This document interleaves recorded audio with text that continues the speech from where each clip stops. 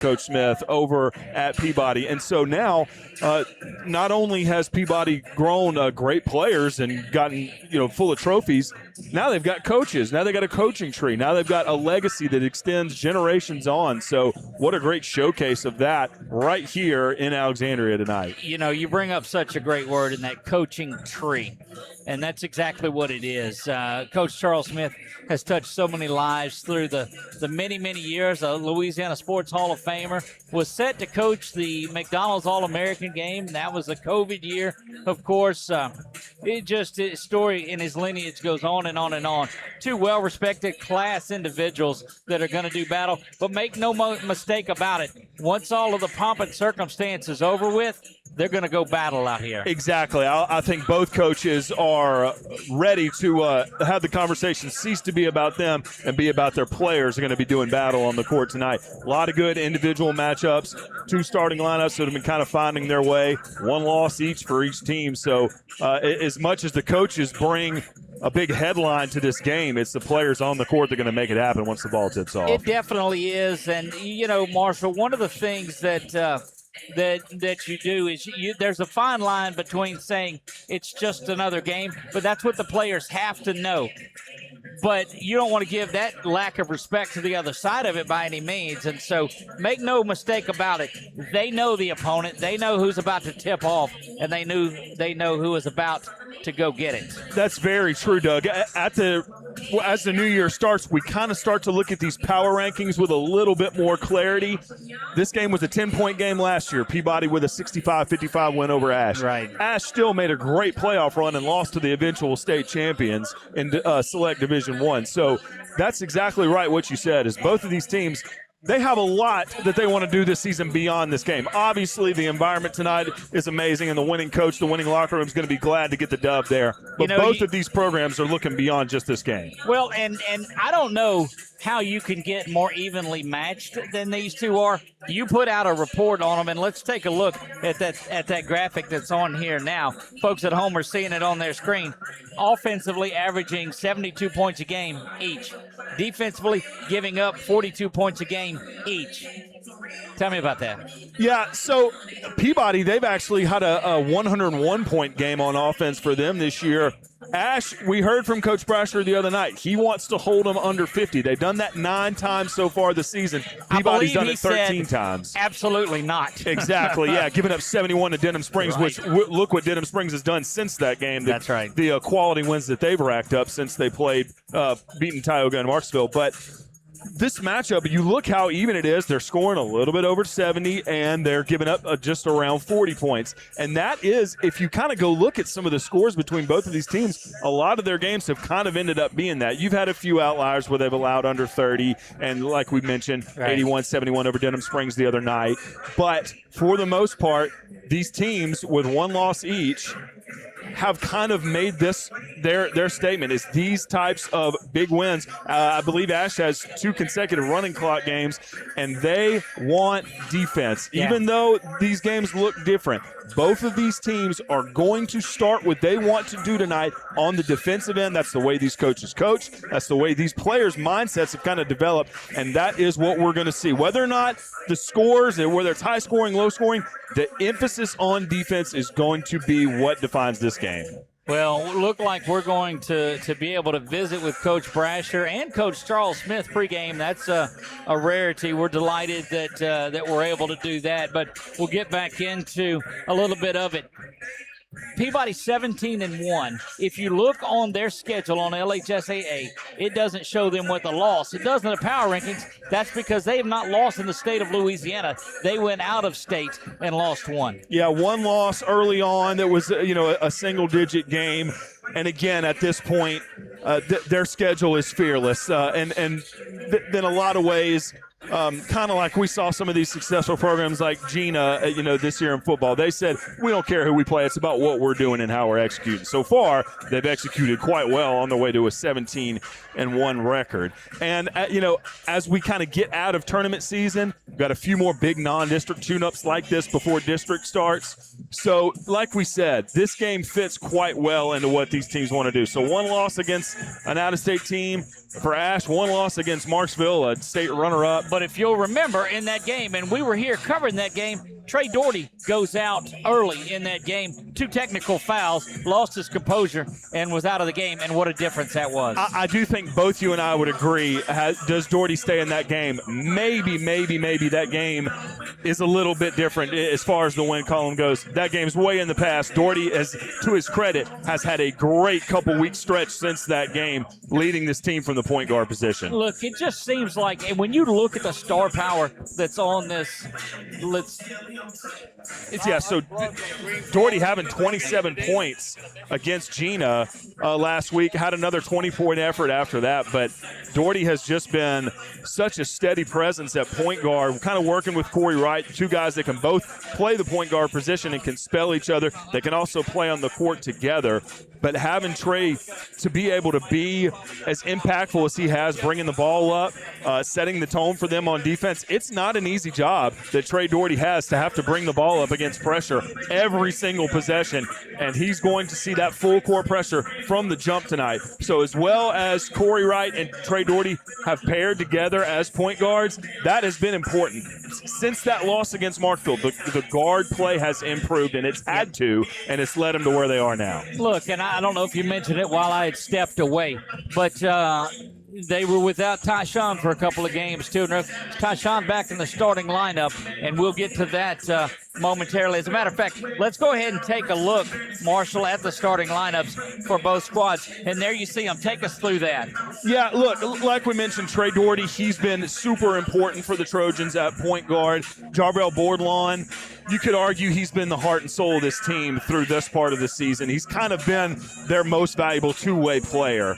Corey Wright has come on really strong. The game has kind of slowed down for him as the season's progressed. He's been very important from behind the arc, and he's been very reliable working in the backcourt with Doherty. Marcus Holden has been a consistent threat from three-point shooting. He's also pretty springy on defense. Get some steals, get some blocks, get some rebounds, leads to their runouts. Bolden gets a lot of minutes. Pretty fearless, pretty calm, steady player. He's very important to what they do. And obviously we talked about Tyshawn Duncan all season long, #1 recruit in the state.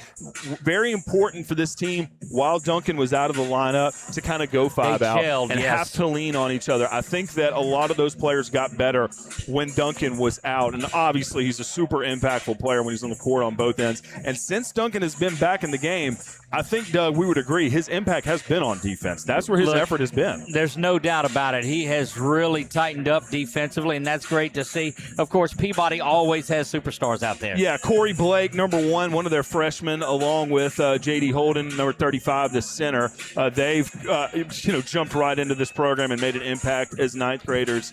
I really like Malachi Anderson, number 11. I think he's a threat on offense and defense. He's got great size, great strength, great versatility. He's got a really high motor. Number 11 is a problem for Peabody opponents. And then Sword, number 5, the other guard, rounding it out. He works really well with Blake up top, kind of with dribble handoffs, knowing when to pull up, knowing when to penetrate. And then another kind of battery that works well is Durant and Holden in the front court. Very unselfish, and you'll notice that about this entire starting lineup for Peabody. Very, very unselfish, very, very methodical in what they do.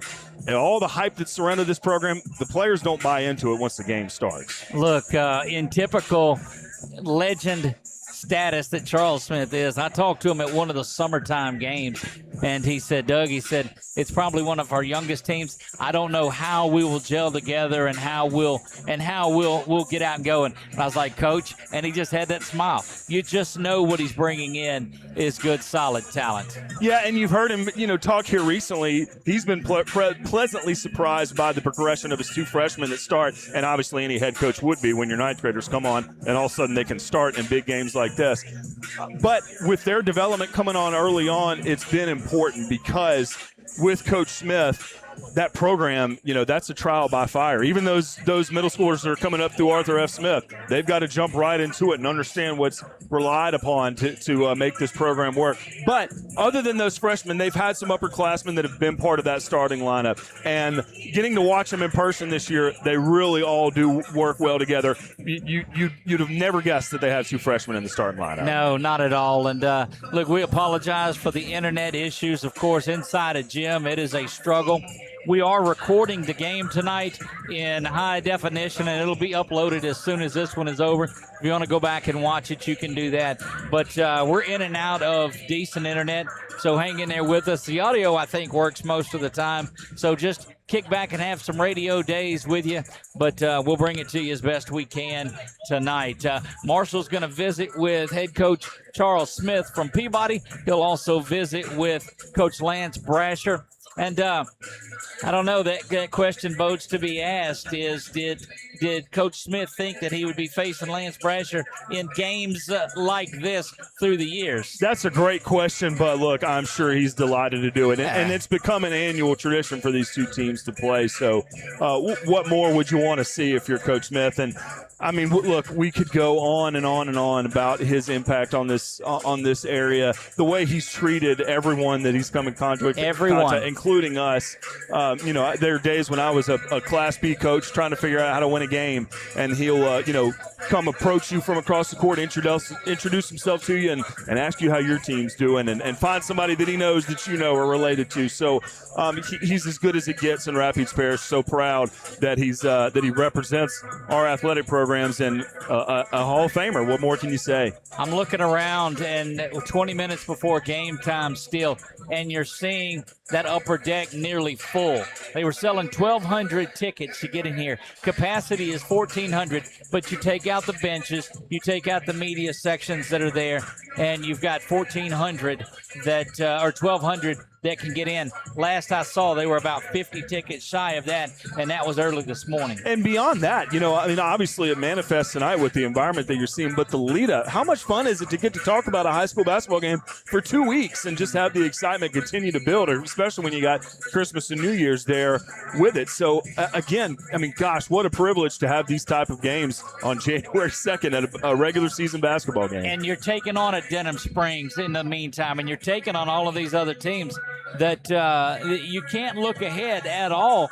And Coach Brasher, Coach Smith, the same exact way. They're not going to look at any other opponent. They're going to schedule them, but they're not going to look ahead. That's a great point. Ash, this tournament that they do towards the end of the year, each year, is very important for them. There's a lot of quality games that they try to get in during that couple weeks, but it's also a good case for Sinlaw. Speaking of which, Faraday and Peabody, they actually got a regular season game in while that tournament is going on. Peabody wasn't a part of this tournament, but that's 2 top 10 teams that have year in and year out been good at basketball. So while Ash got a great game against Denham Springs and also got to kind of stretch their legs a bit against Oak Hill, Negrete, some teams like that, Peabody also got a really quality matchup in on that same day, December 30th, and got to play against Faraday. Got a big road win, and they were able to pull away. But we see this in football, Doug. No one knows it more than you, what these matchups mean in the regular season. It doesn't make any point to try to stack up wins. You've got to play the best of the best. That's right, because, look, no matter where you're at in the power rankings, yes, you want to be at home throughout, but you get down.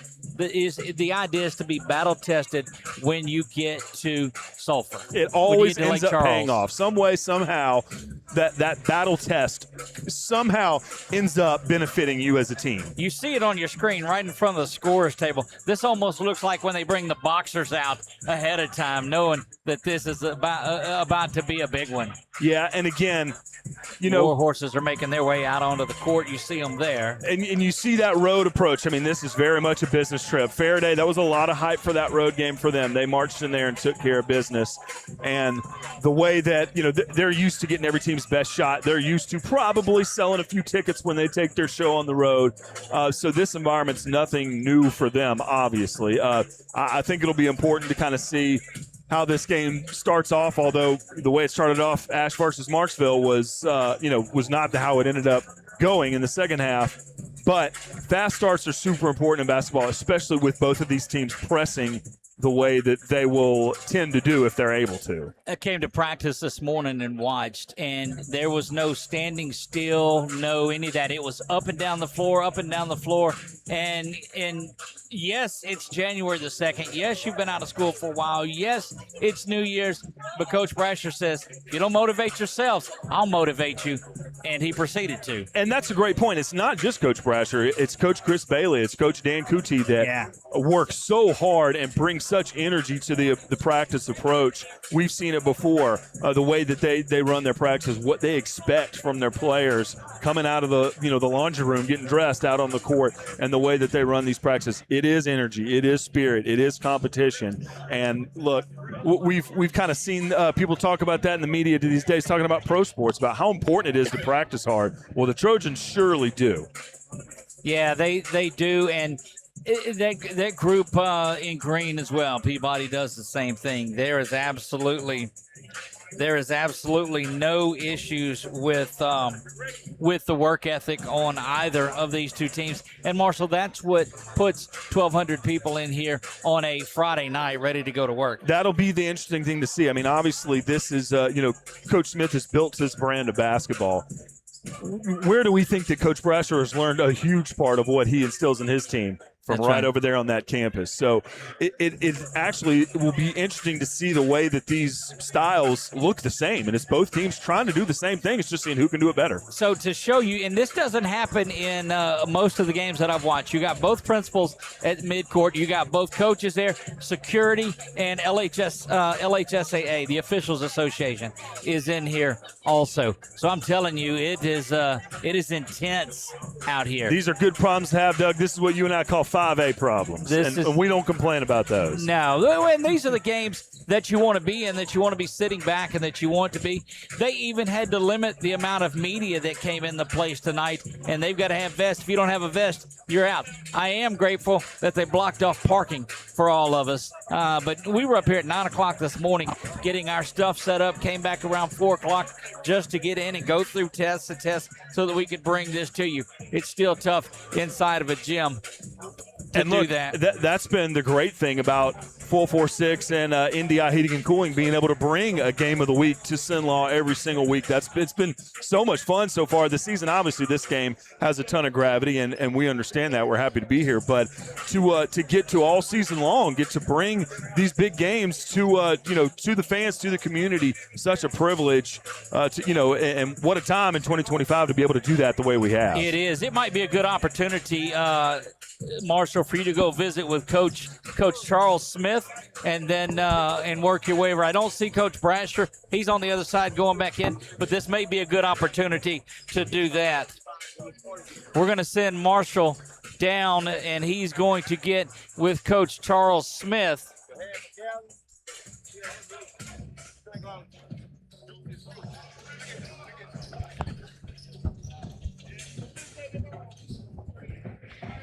Marshall.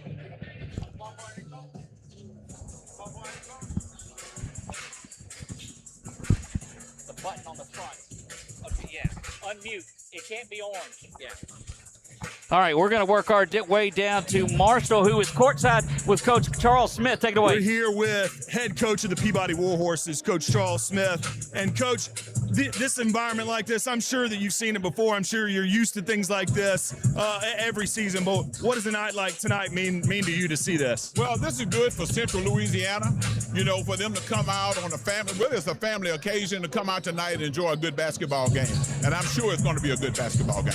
What can you tell us about your experience with Coach Lance Brasher? Obviously y'all go way back, but what do you think about y'all's relationship as player and coach leads into what we'll see tonight on the court? Well, we both are here for one reason. That's to help young men do better. And he's done an outstanding job since he's been here at Alexandria Senior High. They've won a state championship. He's played several boys in college. So he's following in my footsteps, really, because that's what I'm all about. Not necessarily the winning part of it, but trying to help these young men build character. And that's very important to me.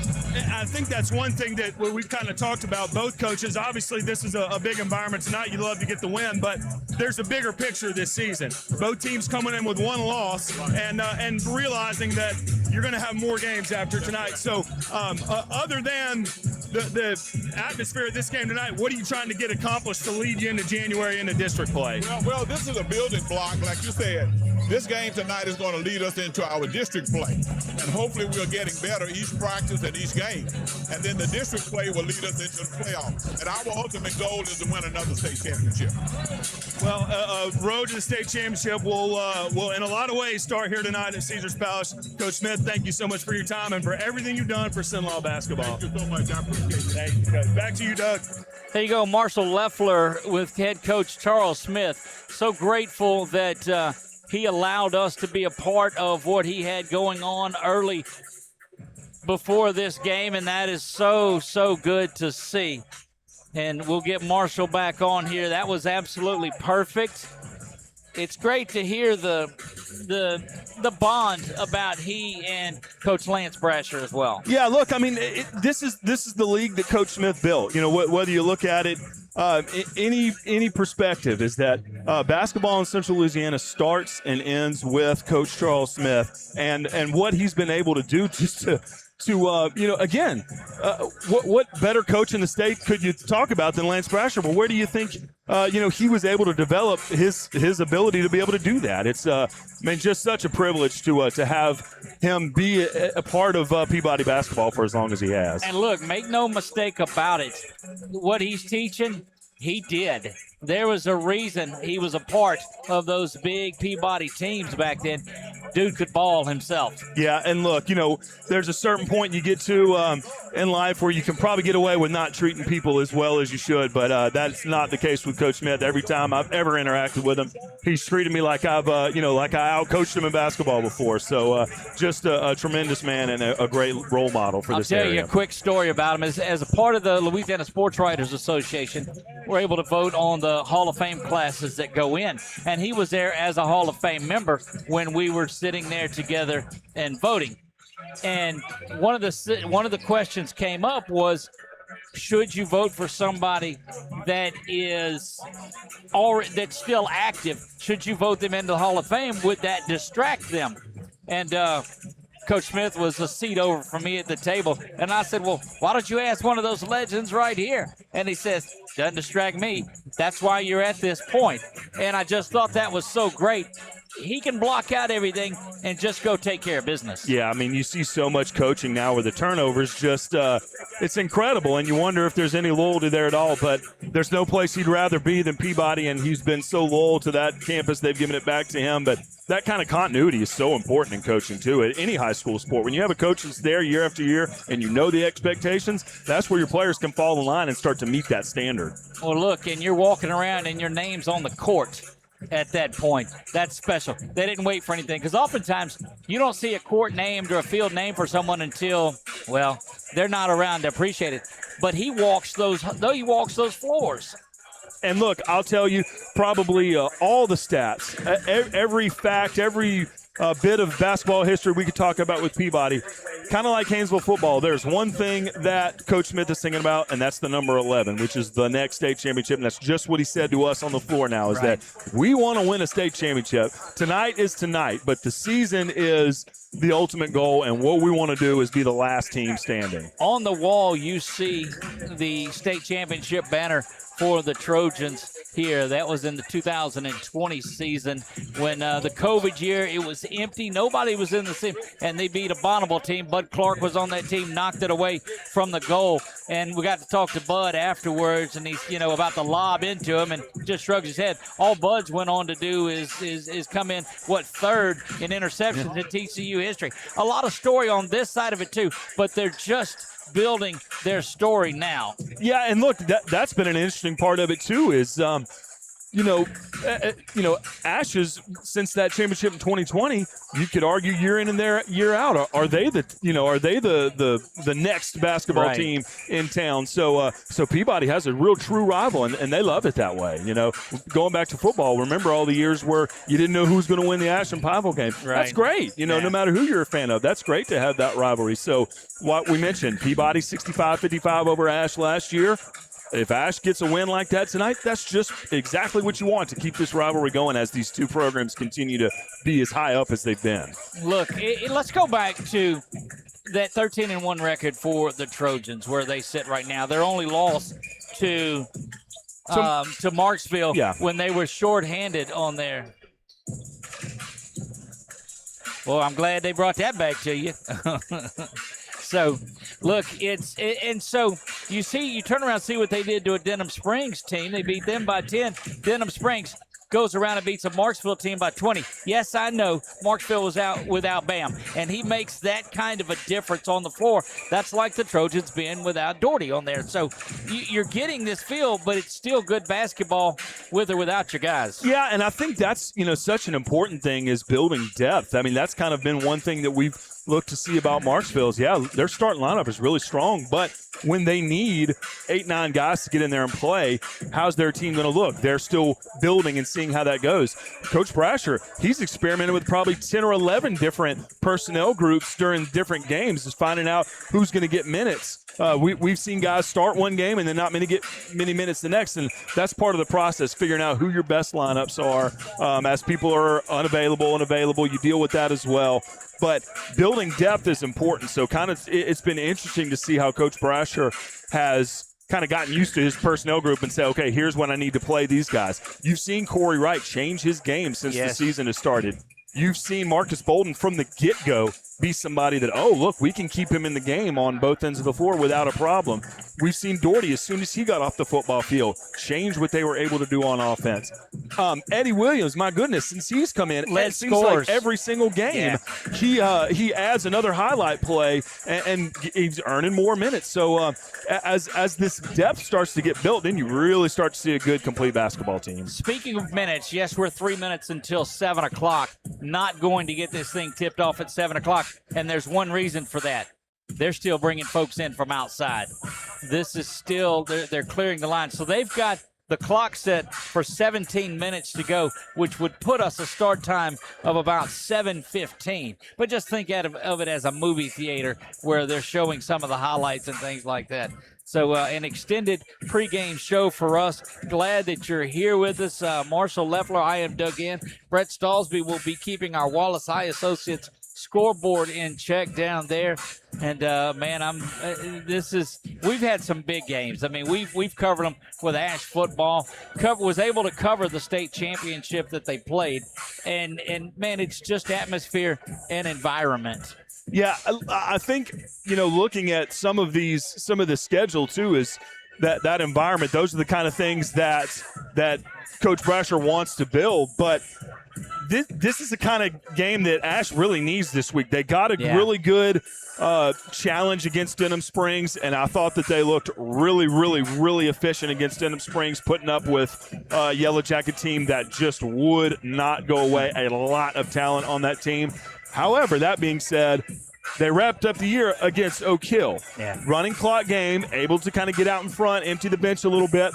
You do have a mixture of games like that. That game with 12. So those are the types of situations where you like to see that. If you can get a lead on a team, regardless of who it is, because Oak Hill's a much improved program under Coach Nate McGee the past few years. That's right. But to be able to have a hard-fought game against Denham Springs and then be able to get a little bit of room against Negrete, get a little bit of room against Oak Hill. Coming off that game against Marksville, to be able to follow that up against Gina and really open up a lead on them. To kind of see what success needs to look like for Coach Brasher, that's been important. And because it's that schedule – you've got to make it work for you. So you've got to treat each game with its own. You got to win, but there's other things that you want to do to try to continue building your depth as the season goes. Look, as good as Ash is doing this season too, the road to Sulphur is not an easy one. They sit ranked 4th right now behind John Curtis, behind Edna Carr, and behind Rummel. Do those names sound familiar? Yeah. And look, John Curtis has absolutely stepped up their basketball program here in the past few years to where they are a top conversation. Obviously, we know St. Aug is a powerhouse in D1 Select and is off to a start like that this year. I think they had a game against Hannon, who's a D2 Select champion from a few years ago. They played this weekend in the Hannon tournament. So much like Sinlaw, the top teams are going to want to do battle this time of year to see where they stand. Look, it's not going to end this way, but here's that early on. Man, if it were to end this way, Coach Tate and that Tioga bunch sitting half a point behind at number 5. Wouldn't that create a pretty good 4-5 matchup to go? And they've had some quality wins here recently. They had a good game against Denham Springs. Win or loss, that's a great, great 4 quarters of basketball. I think they lose that by 6 to them. Yeah, and at their gym as part of this tournament. But a great challenge for them. It escapes me. They had a really great quality win here recently. I don't remember who it was, but it was something that would have put them in the top 10. And we've seen what Kerbin's been able to do. They have a 1,000-point score in their backcourt. So Tioga's just as powerful too. Coach Gill was an All-State player at Ash back in the day. So you all see it kind of work itself out. Look, we watched that Tioga and Hicks game the other night, and man, it was a Kerbin Johnson dunk fest in that one in the second half. He had a couple of blocks down there as well, and I'm telling you, it was there's a lot of good talent. When you thought about, man, the football and all that, but the basketball is so good in Central Louisiana right now. Yeah, and as much as Peabody has led the charge of kind of being the front porch of Sinlaw basketball, think about the other games we have tonight. Menard and Buckeye. That's a really great matchup between Coach Morey, who played for Coach Rushing at LC, and Coach Briggs, a successful player of his own right, Briggs Carbo. Marksville hosts Bruley tonight. Bruley is a top 5 team. Right. It's a shame that we don't get to be at that game, but Sinlaw basketball is going to bring you as much as you can ask for in the state of Louisiana. That's not exaggerating. That is the truth. And out come the Ash Trojans, making their way out onto the floor. You hear the crowd.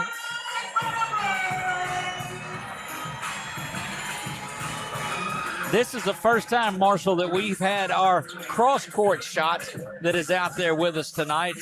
We appreciate Nick Morrow doing that, and I think that will get Coach Brasher out here and give you an opportunity to go visit with him just a little bit. You see their shirts the Trojans are wearing?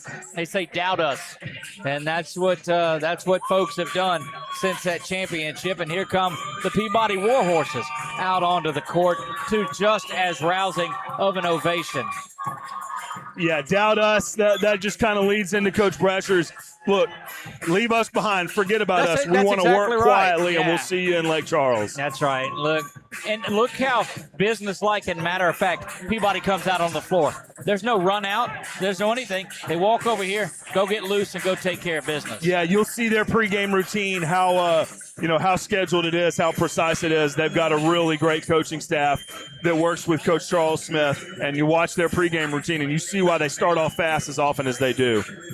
Look, this is we're about 10 minutes away from the beginning of this one. I'm telling you, I don't know. There's a few empty seats, but the line in the concession stand pretty long. There's folks that are standing along the aisle, and they'll be moved out of there. Security at each door, making sure nobody sneaks in.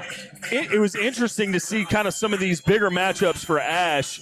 Against Marksville, Armani Benjamin, who's kind of their shooting guard in a lot of ways, matched up against Doherty at the point guard position. That was a, interesting defensive matchup to see. Peabody probably would come in here with a little bit heavier starting lineup just throughout their front court.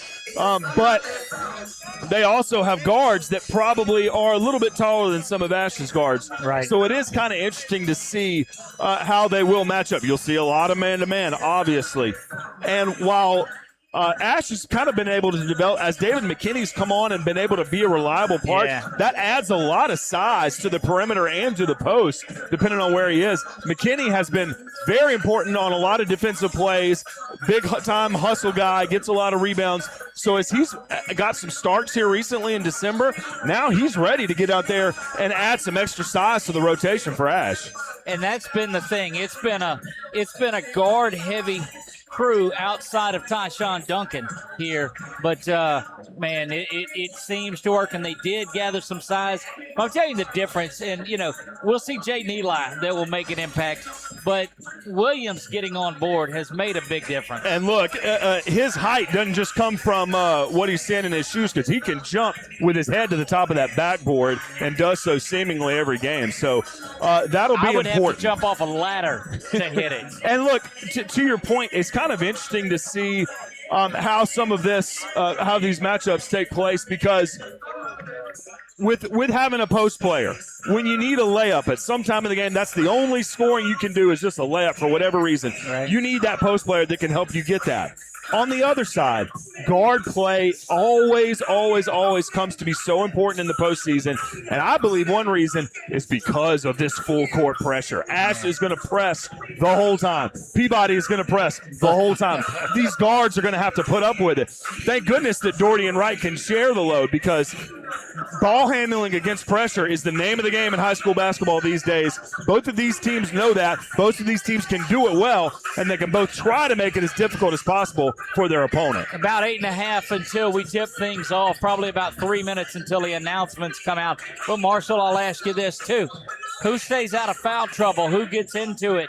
With that type of full court press from start to finish, what happens? See, a lot of times that will bail a team out. A full court pressing team, they get a lot of steals. They get a lot of turnovers. They create a lot of havoc. They're also standing around watching their opponent shoot 1-and-1s in the first and second quarter. That will be important, and it's smart that you brought that up. Ash, if their guards are going to allow dribble drives early on and they're going to get in foul trouble, that could be impactful. We also saw Duncan get an early foul there against Marksville. That can come in, very importantly as the game goes on. I think Ash, could find themselves in foul trouble if they're not keyed in defensively early on. We're going to let you go down and visit with Coach Lance Brasher just for a moment. Marshall's going to make his way down there and visit with Coach Lance Brasher. We'll do that momentarily and just get a couple of quick comments from him about the pregame as well. He's moving in now.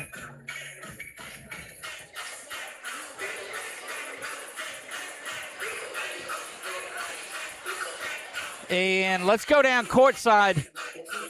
Let's go down courtside with Marshall now. All right, we're here with Trojan head coach Lance Brasher. And, Coach, what a night, what an environment. When you look around, I know you got a game to get ready for, but when you look around your gym, what comes to mind for you? Yeah, it's a good environment for the kids, good environment for the community. It's a third-round playoff, top 28 environment. That's what you want. We feel like both teams have a chance to be in the top 28, and it's a good start to kind of see where we're at in January. Looking at some of the impactful games that you played here recently, Marksville, Denham Springs, what do you think tunes y'all up for what you're going to see tonight against Peabody? I'm hoping the Denham Springs game, as far as the speed, physicality, kind of helps us for what they're going to try to do to us. And then the less.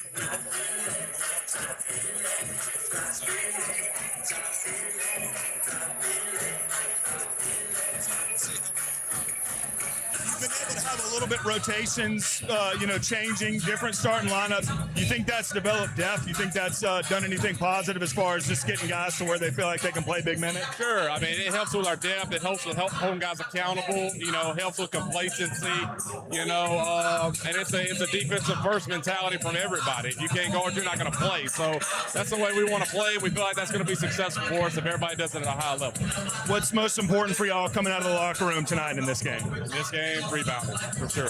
Peabody is probably the best team offensively and defensively rebounding the ball. If we can help kind of maintain, control the glass a little bit, we'll have a shot. If we don't, it'll get ugly quickly. Thank you, Coach. Marshall Leffler there with head coach Lance Brasher, and that brings up a good point that we will talk to Marshall about when he makes his way back up here. Great work on the camera, great work with the microphone as well. And let's get, we'll work on getting, he talked about rebounding in there, and Marshall, I'll hit on a point that you talked about with him when he talked about coming out of the locker room as rebounding. Every time we saw him this week in practice, we come out and watched a bunch of it. Rebounding.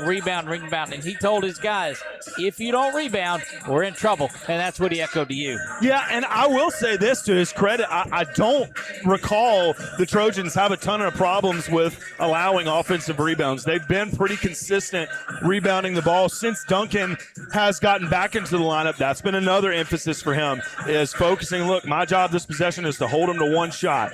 I know that that's been a big part of Coach Brasher's defensive philosophy is, look, one contested shot and get the rebound. So interesting that he said that, but the Trojans have done well with that this year. Look, the thing is, just don't miss your shots. There you go, and take the rebounds out of it. No, it is, it is capacity in here. All 1,200 seats are full.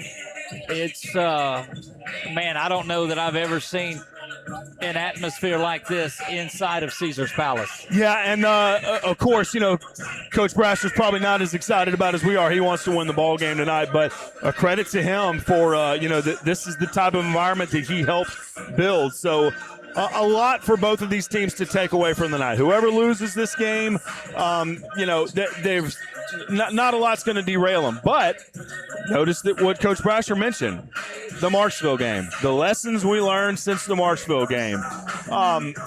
It has been very interesting to see how this team has answered against that game, which, of course, you're not going to go undefeated. But to have a 3A team come in your gym and take a win from you and also kind of have to reevaluate yourselves like, guys, what are we good at? What's our identity? And what can we rely on when games get tough? The way they've responded, I think, has been key because it showed a lot of players that, look, everyone can do this. Everyone has a part in making this team go, and I think that's been beneficial. For Peabody, look, again, the best of the best, anyone, anytime, anywhere.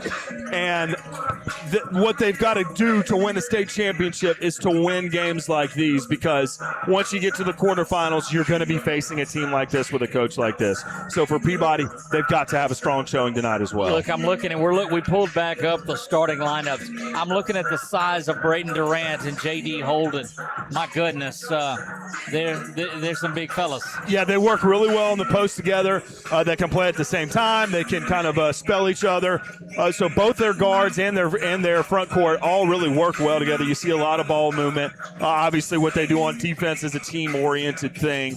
But Peabody is really strong on the offensive glass, and that's because a lot of times people are moving around so much. It's not just 5 out. Hey, let me pass it to me. Let me see if I can drive past someone. No, when a shot goes up, the other 4 guys are all moving somewhere. So a lot of times with their jumping ability, they're able to get up and get offensive rebounds. And you talk about in some of those games, you'll see the big man won't rebound. He'll just drift back out into the front court.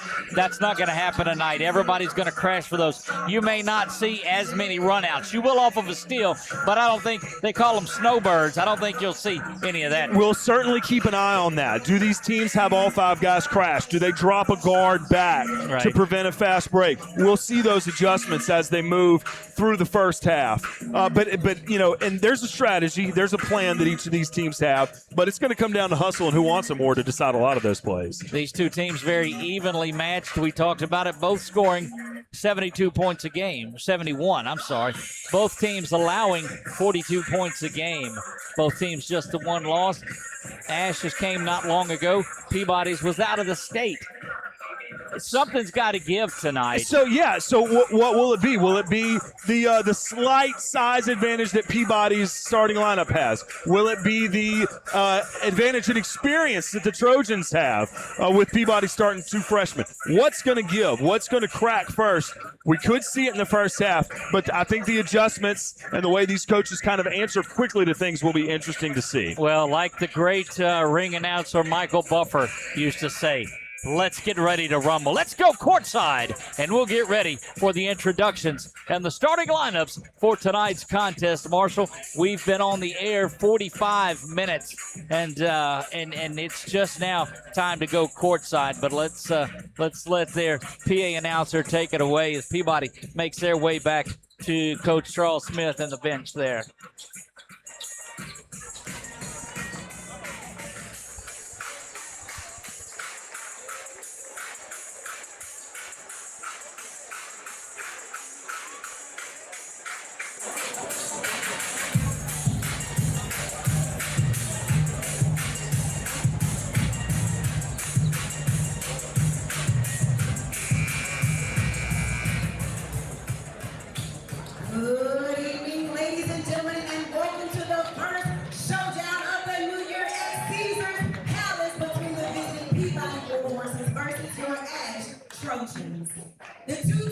involved in tonight's contest are proud members of the Louisiana High School Athletic Association and are committed to the sportsmanship goals of that organization.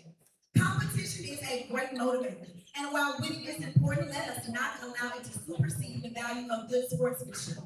Good sportsmanship requires everyone working together: players, coaches, game officials, and our fans.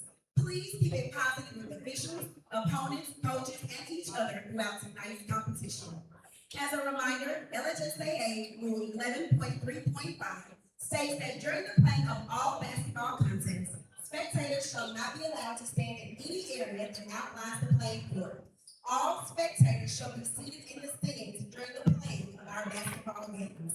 Again, all spectators, please remain seated in the stands during the playing of all basketball games. On behalf of all of us here at Alexandria Senior High, we hope you enjoy your experience at our game tonight. Please help make all of our visitors feel welcome during their time on our campus. We appreciate your support of the Ash Trojans. And now it's time for the starting lineup for the Peabody Warhorses. Freshman guard number 1, Corey Leonard. Senior guard number 5, Brasher. Freshman guard number 25, Carlos Holden. Sophomore center number 32, Brasher.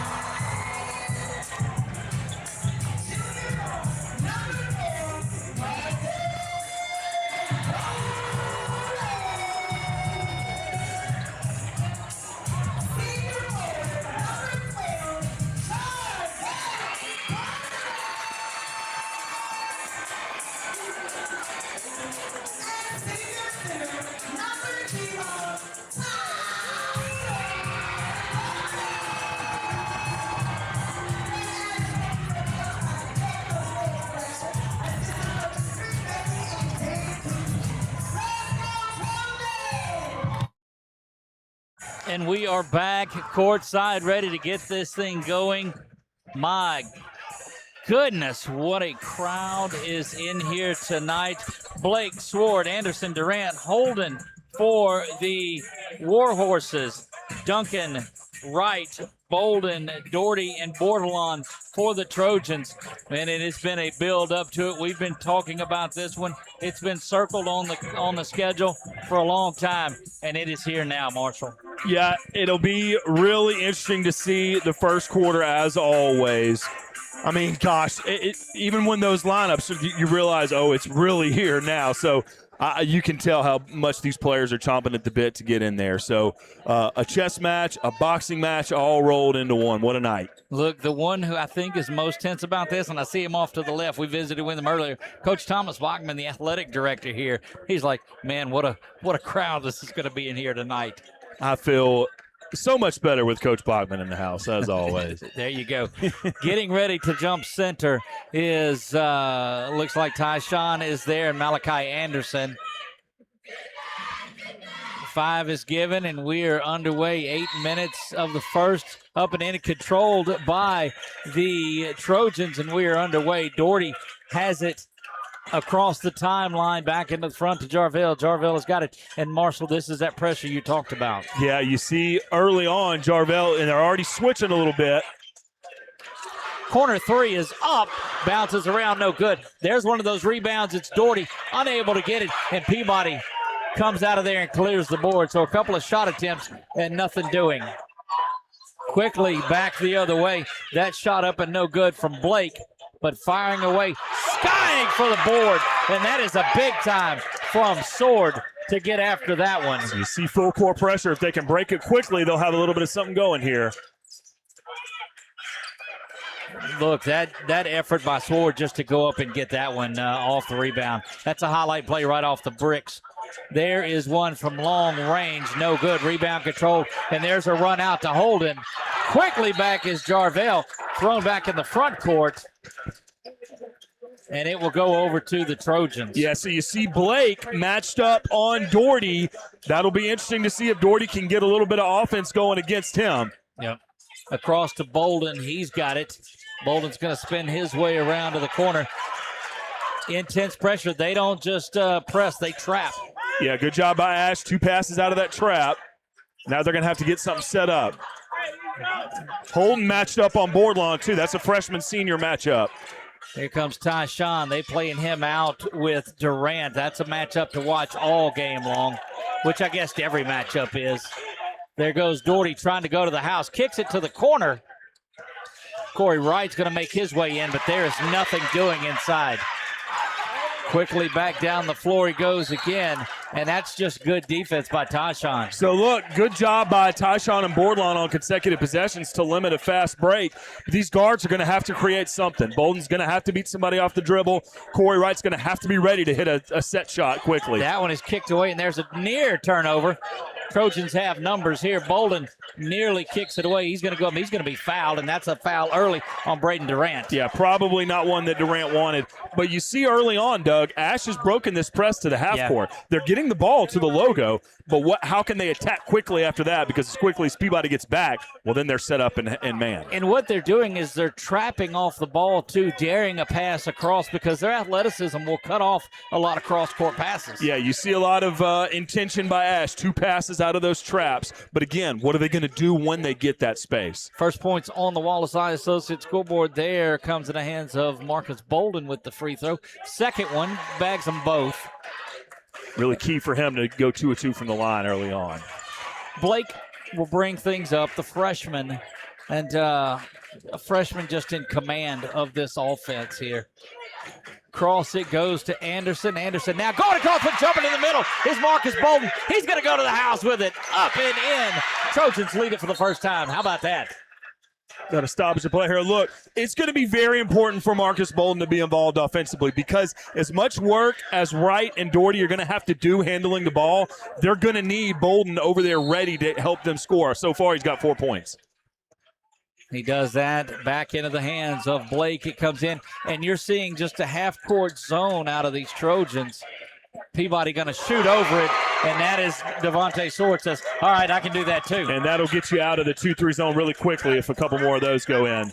Sword that's the Harlem Globetrotters 4-point shot is where that came from. Speaking of 4, he fires away from downtown. Bolden has been active from 3 in the first half of so many games this season. Right back to work from beyond the arc. Look, we know his dad is in the crowd loving it. We spent a lot of time with him during baseball season. Jumping into the lane, Durant's got an open shot. No good, the follow from Anderson. And again, that's Malachi Anderson getting that offensive rebound. That is what he does very well. Doherty being pressured, Bolden doing what he has to do. Corey Wright now is going to dish one off, and that one is thrown errantly. Down it goes. Doherty gets it right back. Boy, this is up and down just like he thought it was.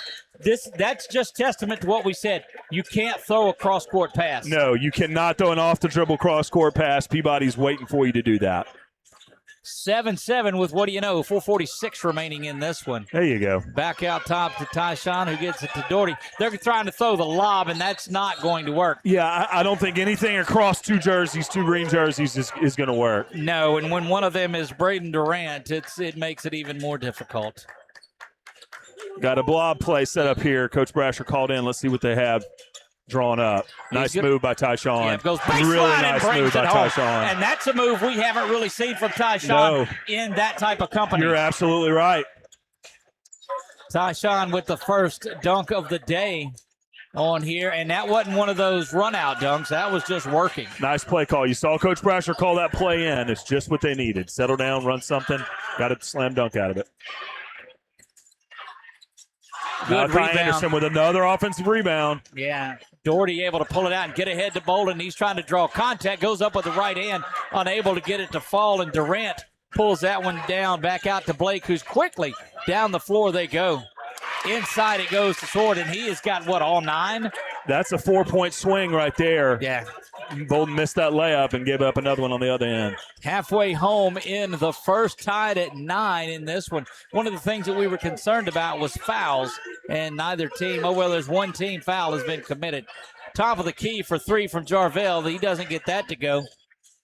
Boy, great job by Trey Doherty. Look at Tyshawn just muscle his way down, but there's Anderson to pull that one down again. And back out in the front court goes Sword. He has been as hot as anybody. Thought about the long-range 3. Oh, wow. Offensive foul whistled on the freshman Blake. Corey Wright has gotten so much improvement on the court since this season started. Good job taking a charge on the perimeter out there. Right. As you see Jaden Eli get set to check in. I think that's going to be for Doherty. Doherty looks pretty tired. Yeah, Jaden Eli will make his way. And now he'll go back. Yeah, I guess briefly they did. Both of these teams not. But yeah, Doherty, the shortest guy on the court right now, got that offensive rebound in between 2 defenders. Look, he is wore out there, too. Yeah. And again, that's why I said it's important for Bolden to be active. Doherty across the timeline. He goes. This is more intense than the Tempo Tuesdays from football season. Up top it goes. There's a 3. He's been hot. That one no good. Corey Wright trying to get the rebound, but such great work of blocking out by the Warhorses. Might have had a driving lane there for Marcus, but he's already hit 1 3, so not a bad idea to take one right from the top of the key. Back out they go, and that's going to be Bolden. Things got a little testy and tied up there. Eli will make his way, and that is the first team foul on Marcus Bolden. First team foul, first personal, first team. So, look, yeah, anything like that can get these guys a chance to catch their breath. So, Bolden's going to check out. Jaden Ivey checks in for Bolden. And he's gotten a couple starts here recently, so he can handle these minutes. Yeah, no doubt about it. Jaden Eli into the game now, and there is a foul on the floor. So, back-to-back fouls by the Trojans there. Yeah, first ball screen that we saw for Peabody to set up. Ivey trying to fight around that. Got called for the reach-in. Jaden Eli there whistled for that one, his first personal foul. Cross it goes. And, well, we have seen elevation just like that one. That one didn't fall for Anderson, and quickly 2-on-1. out ahead they go. Boy, here's I think got too cute, and you might have to just lay that up with the left hand. Coming out of nowhere, and he's going to get whistled. Eli for his second foul quickly. Yeah, and I that'll thought be a Jaden three-point got basket. ball on that, but I guess not. So it looks like Eddie Williams will check in for Jaden.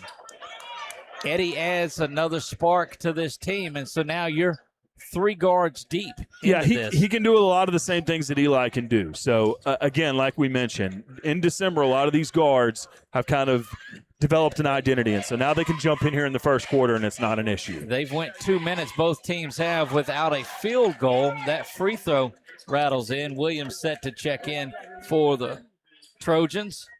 Yeah, you see some missed layups on both ends.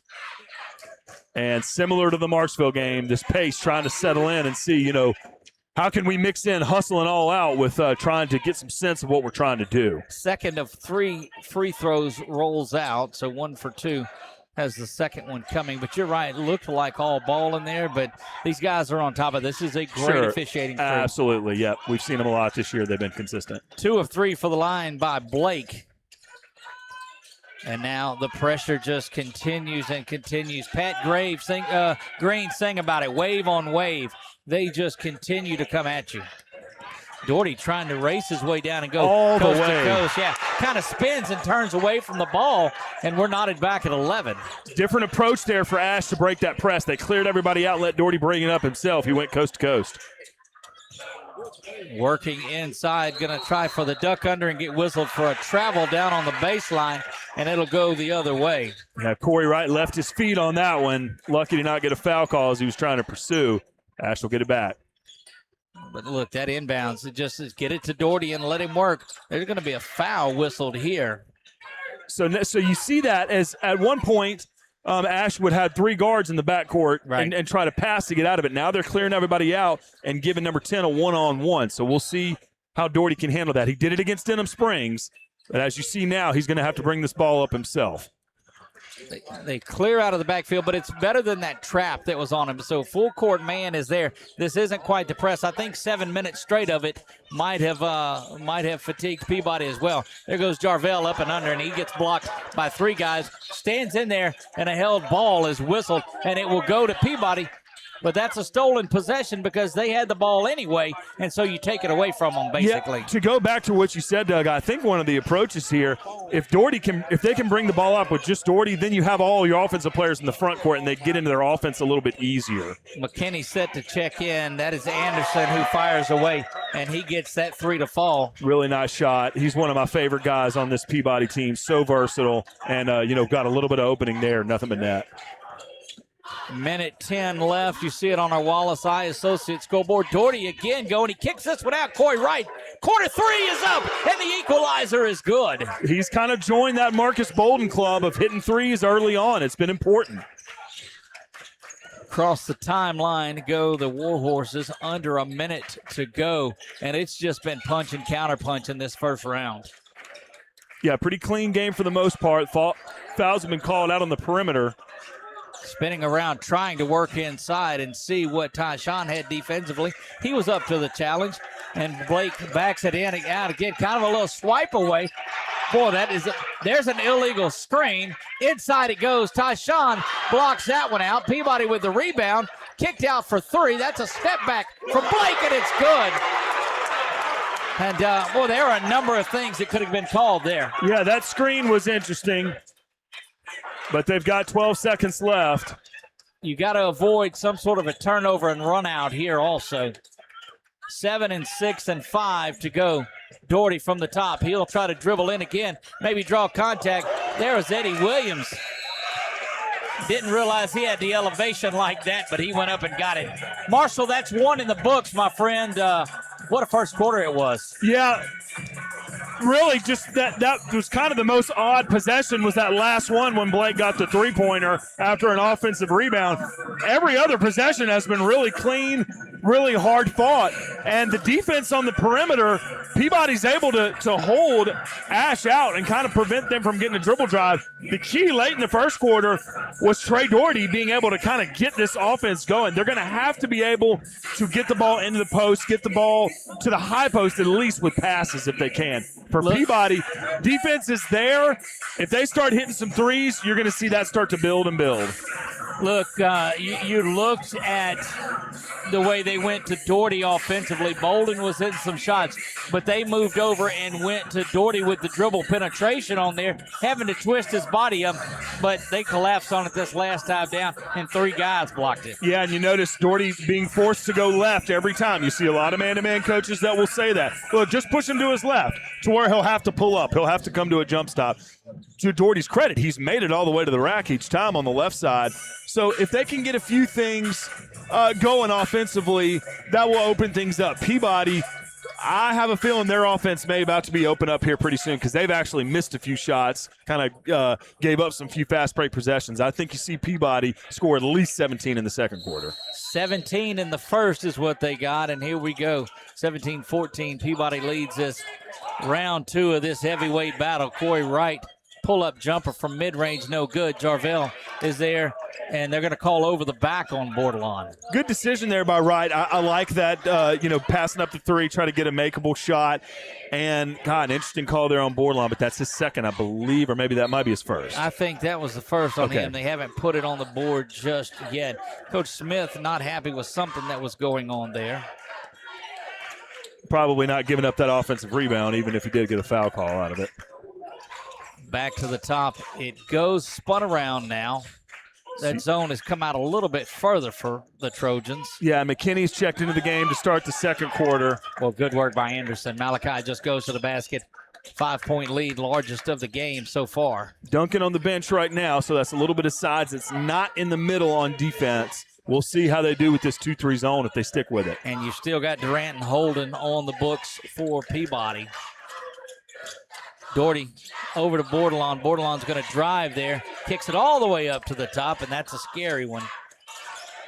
3-ball is launched, and Corey Wright having a good day. That's huge. Any of these points that Bolden and Wright are going to be huge as Bordelon continues to be patient on offense and wait for the looks that he knows are going to work the best for him. Shooter's got to shoot in this one, and they have done that so far. Anderson looks inside to the big man Holden, and a travel is whistled. Really nice job by David McKinney right there to hold his ground, and he ended up causing Holden to kind of have to shift his feet a little bit. Got a turnover. Look, the longer they can go with Tyshawn on the bench, and just as I say that, he hops up and gets to the scorer's table after a couple of minute breather.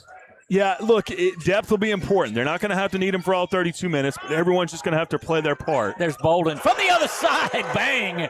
20-19. Trojans, after trailing by 5, lead it by 1. Corey and Marcus continue to be hot from beyond the arc. They just continue to do it all season long.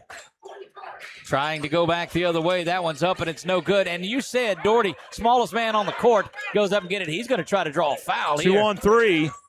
Count the basket. Goodness gracious. Trey Doherty coming alive, and that's a 3-point lead for the Trojans now. Important defensive possession right here for Ash. You cannot give up a 3 and give the lead right away. Again, this is a 7-0 run by the Trojans with 0 at the scorer's table waiting to check in. Peabody patient against this zone. They're going to wait for something. Oh, jumping in the middle is Doherty. He's got the run out. Anderson there waiting, and he just slaps that one in. He's going to get fouled. Malachi Anderson picks up the personal foul. Yeah, you saw number 23 for Peabody give up the turnover. A little late getting back on Doherty. That allowed Doherty to, to get to the rack without stopping the ball. So now he'll get a chance for 2. Some huge plays from Trey Doherty so far this game. Midway through his 2 free throws, Duncan and Williams set to check back in. Yeah, you think back to before Doherty joined the team when the football team was still in the playoffs, and how valuable he's been since he's jumped in. Actually, that is. He just had the 3 on the side of his sleeve, and I was like, wait a minute, I see Corey out there. Missed the first free throw. Guess he didn't have 3 guys on him, so it was difficult for him. Second free throw up, and it's nothing but net, and that's going to get Williams in for Doherty and give him a little bit of a breather. But well done, Trey Doherty. So watch Corey Wright here in the next few minutes while Trey's on the bench. Corey's going to have to run the point. And we'll see what their offense looks like with number 3 up front. 9-0 run for the Trojans. Off to the near side he goes to Anderson. Anderson's going to make his way there, but he was fouled. McKinney got him. Yeah, McKinney, a really good defender for Ash. A lot of quality defensive possessions, but his hands were in there from the get-go. Not surprised he got a whistle there. Look, there's a legend in the place there. Dr. Mark Johnson joins us here. Guy knows him some basketball. Let me tell you, it's always good to see Dr. Mark Johnson, president out at LCU. Shot is up, and it's no good. Great box out by McKinney. He had to hold Durant off all the way to that ball went out of bounds. Really, really nice job getting position. One thing now, they've dropped back. I don't know if it was just timing or what it was, but Doherty comes out, and they drop back into that half court. Yeah, that's been an interesting decision because you've also seen Ash fall into a 2-3. So it's kind of a war of attrition here. Across the floor they go. Bolden's got it. McKinney spun around to the corner. Going to be fouled there, and a number of fouls. That's Malachi with another one, and he's like, wait a minute, I wasn't around that one. So now Holden has to check in. That's a very interesting decision, Doug, because as soon as your starting point guard goes out, you get the privilege of the defense dropping into a 2-3. You kind of get a little bit of breathing room. It's like they said, okay, well, if he's out, we're going to let up a minute. I know that's not the case. That's not it, no. Bolden now is he was contested on that one. It bangs around. Good looking. Boy, look at Marcus underneath. crashing. Wow. Well, he followed his shot the first time as soon as he put it up and ended up getting 2 offensive rebounds there. Both teams kind of dropping back into half cut. But, I mean, you've went 11 minutes of just, pardon the phrase, but pure hell. Well, like I said, watch Peabody's offense start to get going here. I have a feeling they're about to get in a rhythm. Bordelon set to check back in as well. Williams skies and pulls down a board. That one's knocked away, though. He's got to get back into the lane. It's going to be on the line. Coach Brasher, Coach Bailey, everybody pointed it out. In purple, they were pointing that out. Boy, and kind of interesting to see, to find out we were right in front of that pass and to learn that that's a pass you can't throw against Peabody. to get stolen with such a just an aggressive defensive effort from Peabody. That's a pass that looked just as normal as any, but you can't throw that against the Warhorses. Full timeout on the floor. 4-point lead. And so, again, both of these teams have went 2 or 3 minutes of game time without scoring in both quarters so far. Yeah, the second quarter is a lot of times when you'll see the pace settle down a little bit based on foul trouble, based on fatigue. And the third quarter, I'm sure, will be, like a hornet's nest getting kicked. But we've seen some 2-3 zone on both ends of the floor. So the ball movement will be key. And as a young offensive player, you've got to adjust. Once you've been going against a full court press, then you go to a half court press, then you see a 2-3 zone, your offensive approach has to change. So these guards are going to have to do that and wait and see what develops. Right at the break between the first and second quarter, you talked about the 17 points that Peabody put up, and you said you thought they'd see another 17 out of them. They've got 2 in this. And that's why they play the games, Doug. But I do think as Peabody settles in, they're going to really start hitting some shots. There is no doubt. There is no doubt at all. And again, they just continue to defend well in the backcourt. Trey Doherty back in there now, right back over to him. We saw Jarvell check in, so it's the starting 5 that is in there inside the borderline, and that's just a turnover. Oftentimes you'll see a foul when somebody tries to get that one back real quick. Offensive foul is whistled. Look at Corey Wright. That's the second charge he's taken tonight, and he had just got his feet set. 3 fouls on Malachi Anderson now. They'll see him come to the bench pretty quick, we believe. Yeah, that's huge for Peabody. Now, they have some depth. They've already played 8 players. There's no doubt about it, but you take a serious weapon out. And so you'll see them go deeper into their bench here again, as they've now played, I believe, 9 different people. And Ash, I believe, at 7, maybe that they've run it. Williams has come in. McKinney has checked in. So 8, because Eli as well. Get it back to Doherty. They work it inside, but you cannot throw that entry pass.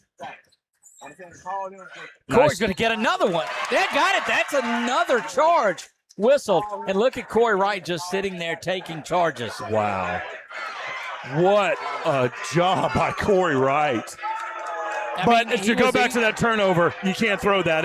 That's been proven 5 times already. They're going to take that pass. That is 2 fouls now.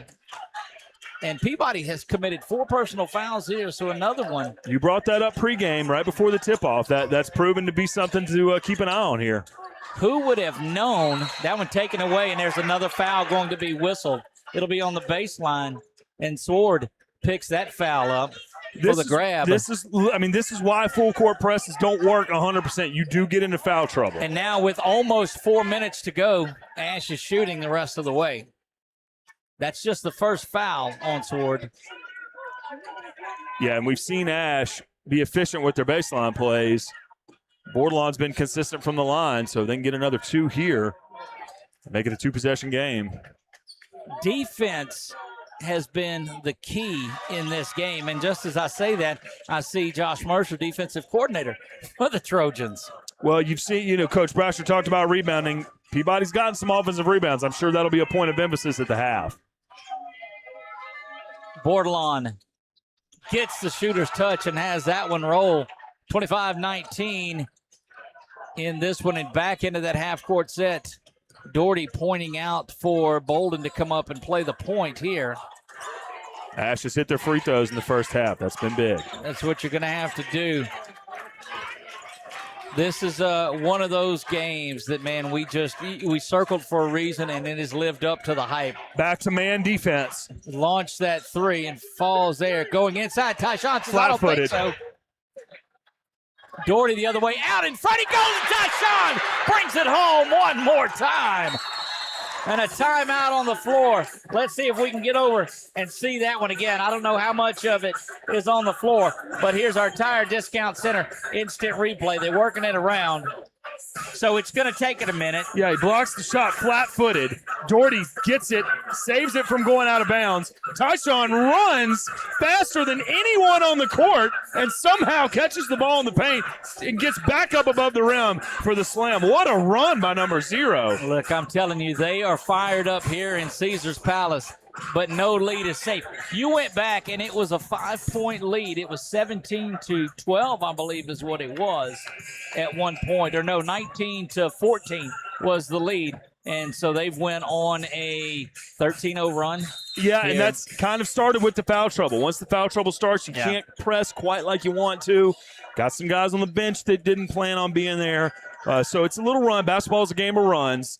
So we'll see kind of how Peabody answers this run. They got a timeout, and see if they can come back and get a bucket here to kind of pinch into it a little bit. And you've got somebody on that Peabody sideline that can orchestrate fixing things. Why not go to Blake, who fires the three? It's no good. There is Doherty that pulls that one down, slows things up. Said, nope, we're not going to run with this.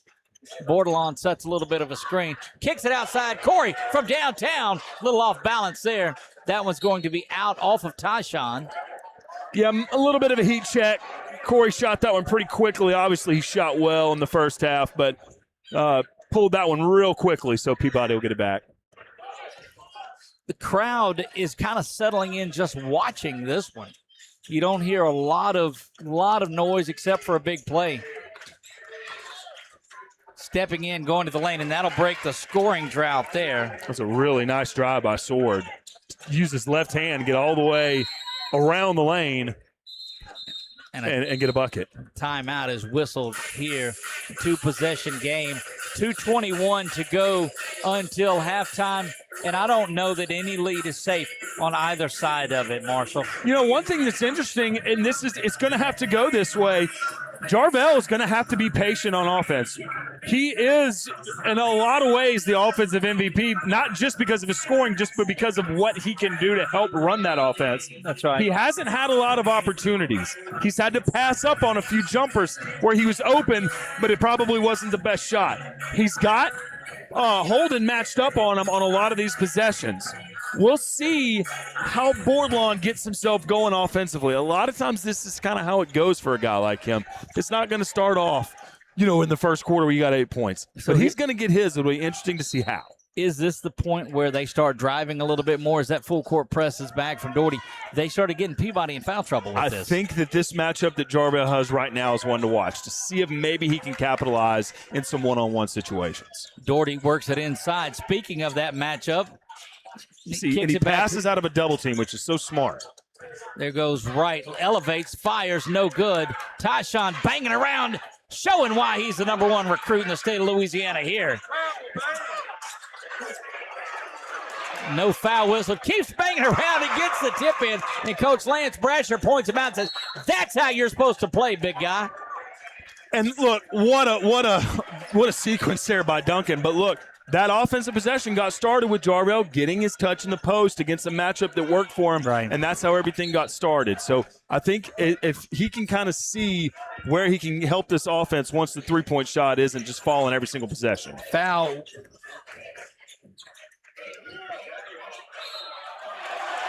Foul was whistled on Doherty there.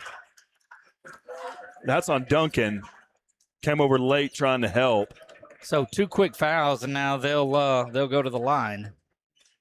Yeah, good job by Holden to keep his ground there and fake Duncan out and draw a foul.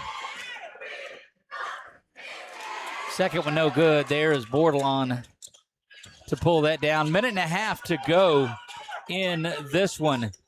29-23 in the first half. At halftime, we will just go to the court, and we'll come back with a couple of minutes to go. Middle is open right there. Coach Brasher wanted them to attack something. Let's see if Doherty can get a dribble drive. Yes, he can. Doherty goes to the basket, and he has been just eating that alive. Hard to put into words how impactful, how important he's been in this first half. Final 60 of the first half, and Blake's got it there. The freshman trying to work his way in. Off the leg, and there's a run out. Doherty looking to lay it in. He pulls up and draws the foul. Instead of going to the basket, he waited for contact and got it from Sword. An amazing first half for Doherty. Offense, defense, rebounding, leadership, hustle, conditioning, endurance. He's done it all, and he has a chance to give him a double-digit lead. We talked about foul trouble, and that is Sword with another one. First one is, I didn't see. Did he make that one? Yes, he did. is up and good. They were putting the fouls back to 5, I think is what they'll do on the board. Once you get in the bonus, they don't rise from there. 10-point lead. Yeah, bags them both. What a second period this has been for the Trojans. Peabody, try to get a little 2-for-1 here. See if you can hit a 3, something like that. You'll be right back in it. Way out top is Holden. A little bit of a slip there is what that was. Tyshawn's got it now. Back the other way they go. Over into the corner now. Doherty going back for business. Inside to Tyshawn and unable to get it, but he fights his way. That's how the big man's supposed to play. And look, that's when you have that 6'9" in the paint like that. That is where that works out. Missed a dunk. Oops. He can get it right back and put it in. 12-point margin for the Trojans, largest of the game. Over in the corner trying to cut into it. That one bangs around, no good. Rebound controlled out by Corey. Down the floor he goes to Jarvell. That's going to get, oh, they're going to whistle another foul there, and that'll be 3 on Sword. Foul trouble is mounting up. What a nice job by Jarvell to go to his left to get on the other side of the rim to where the only way you could stop him was to reach across. That's correct. That'll be 2 shots for Jarvell.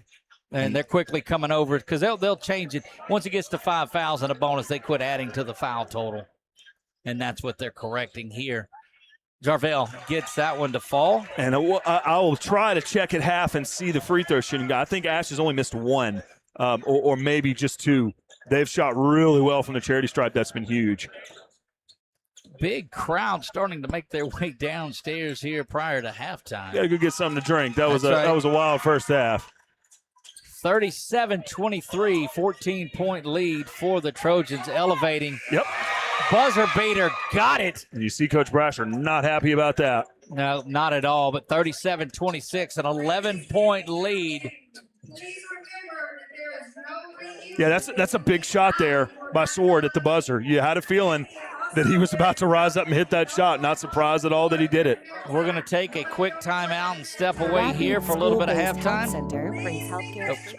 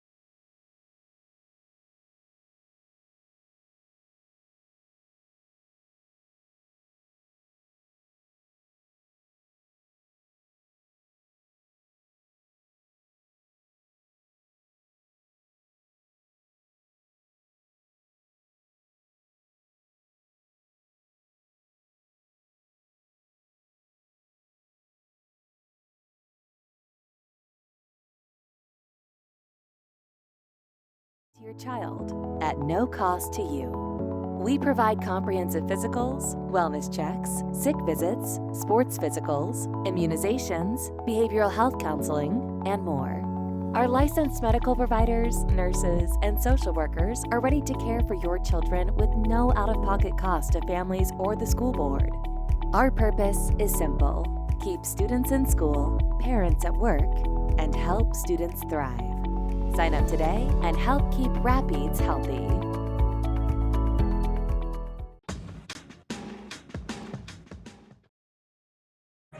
Halftime here at Caesars Palace, and look, I tell you, the one rule is that you're not supposed to. Oh yeah, let me get the correct one turned on.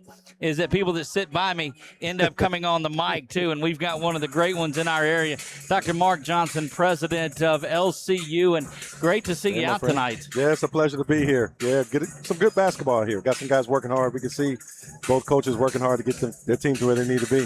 When you came to Central Louisiana, and we know you've been a couple of times, when you see an atmosphere like this, what do you think?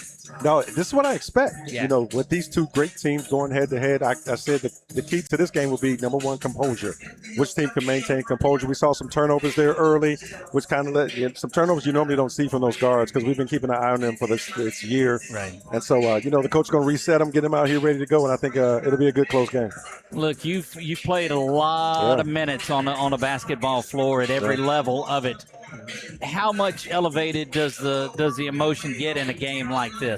It starts out high. It starts out high because they're leading up to the game, and then but by the time you get out there on the floor, the good players. Well, let me take that back. The great players make the fans disappear, so it's almost like they're not there. So you're playing out in your backyard somewhere. So whoever can do that, I said there's a difference between practice players and game players. That's right. You find out the two, and this comes out in the best in these moments like this. We talked in our pregame about the full court press from both these teams and which team could avoid foul trouble. Yeah. Peabody's amassed a lot of fouls early on, too. How does that affect their defense coming into the second half, you think? Yeah, I think it makes them a little bit tentative initially, but they'll get back to the game. I think one of the things you're aware of is how the referee's calling the game. Each referee is different. You find some that's loose with some things, and now you find that they're pretty tight. So you got to be careful, and I'm sure the coach will reset their team, get them ready to go.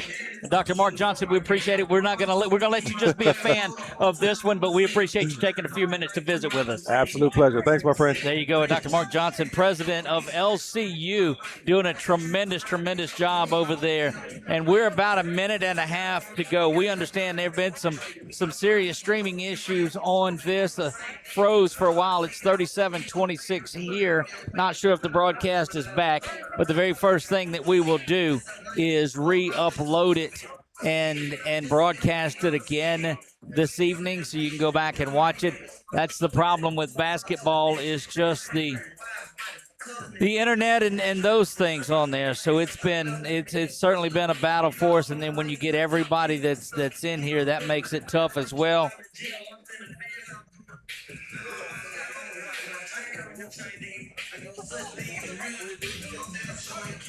Back with Marshall Leffler, and Marshall, we talked to Dr. Mark Johnson about this, and who is behind us and has played at a lot of levels of basketball. And we're all in agreement that Coach Charles Smith will go in there at halftime and he'll have something to work on with this. But I know you've got some stats from the first half. Yeah, I mean, Sword, you saw him hit the three there to end the first half. He's been their leading scorer, has Sword for the Warhorses. He's got 12 points there in the first half, and including that three that you saw Coach Brasher was not happy about. Trey Doherty has been the leading scorer for the Trojans. He's got 9 points. And one interesting thing about the Trojans, they are 7 of 8 from the free throw line. So it's been huge for them to capitalize on those situations where they haven't got a lot of layups. Corey Wright has 2 threes. Marcus Bolden has 2 threes. Jarvell is 4 for 4 from the line. That's all Jarvell has. So making it happen with threes and hitting your free throws has allowed them to get a double-digit lead without really having to have a ton of rhythm on offense. But maybe isn't that the rhythm, is that they're able to rely on 6 or 7 guys to do it instead of focusing on one. However, we know those nights where a team that lives by the three, there's those nights where you die by the three. That can happen in the second half. We have no idea. But again, I still wait to see Peabody's offense come out. We've got 16 minutes to go. Have you seen Tyshawn as intense in a game as he has been tonight? No, I think this is exactly – the month of December is exactly what he's needed to get him up for this game. He's done very well so far. He was on a run out right there. They tip it out, but Tyshawn's got to go in. Blake from downtown. And he's not – Coach Brasher is not – happy about that at all. So, I mean, in 20 seconds of ball, that's 6 points from 2 shots, and all of a sudden Peabody's lead is 6 points fewer because of giving up those 3-point shots. So he saw something he didn't like. Well, I'll tell you what he saw was Tyshawn was out here getting ready for the run out, and they're banging around in there getting that, kick it out for 3, and he's out at the volleyball spike line here. Yeah, and again, we saw Peabody early on. They kind of started their offense hitting the 3, so that's kind of how they ended the second quarter, and they've started the third. So you're going to have to figure out how to keep that 3-point shot in check for Peabody because they're kind of getting to where they can consistently hit it this evening. Foul trouble for Peabody. What did you see on that one? We've got, I think, 2 players with 3 fouls. Yeah, Anderson and so you've seen number 4 for Peabody have to come in, Rosenthal, and get a lot of minutes in the first half. And you see him out here at point guard is to start off guarding Trey Doherty here in the third. We'll got to believe that Coach Brasher's got them back to rebounding the basketball and not looking for the run out. Yeah, Holden, on the bench right now. You see Rosenthal in the game for Peabody. Right, fired that one away, and there's Tyshawn with the board and the bucket. That's huge for him. That's what you have to do. Exactly. Look, number 1 recruit is all fine and good, but until you can get tough plays like that, that's where you really prove your value. Look, they're banging around out there, he and Braden Durant. Lob inside, but nothing there. Malachi had to ease up just a bit because he is playing with 3 fouls, and Coach Smith didn't like that, and he's quickly going to get Holden back up and in the game. Yeah, good play call. I think there was a little bit of miscommunication. Somebody bailed on on an action to the rim. Nice Holden shot firing by Marcus. away. That's a 2. Counted as a 2. He's been able to pull up from the elbow a few times like that and get that going. Once he can add to the mid-range, that gives him that much more space for his 3-ball. This Trojan team seemed to turn a corner with that Denham Springs game. There's Tyshawn with a big-time block. Yeah, that's a quality win for him. I don't think that Durant elevated as much. Inside he goes. You got to be kidding me. The body control of Marcus Bolden. Goodness gracious. And to be able to get that ball out from under the rim, get it over the rim, and back through the net. That was quite a play by number 4. That may be literally the play of the game. That was phenomenal. Yeah, body control is the way that happened. Blake going in, and he'll scoop to the hoop. Gets that one to go. And a timeout was whistled there prior to it. Trojans have maintained this 12-point lead through the first couple of minutes. Kind of a feeling out. We saw this at the first part of the game when they rolled to a 9-9 and 11-11. Really nice drive by Blake to kind of commit to getting to his right side, and he got across the lane, got a layup. It's a really nice drive by him, but the patience to control the ball, not get a turnover, find your lane and score. Look, again, you look around at the crowd, and they're all sitting in their seats. They're not getting much into it.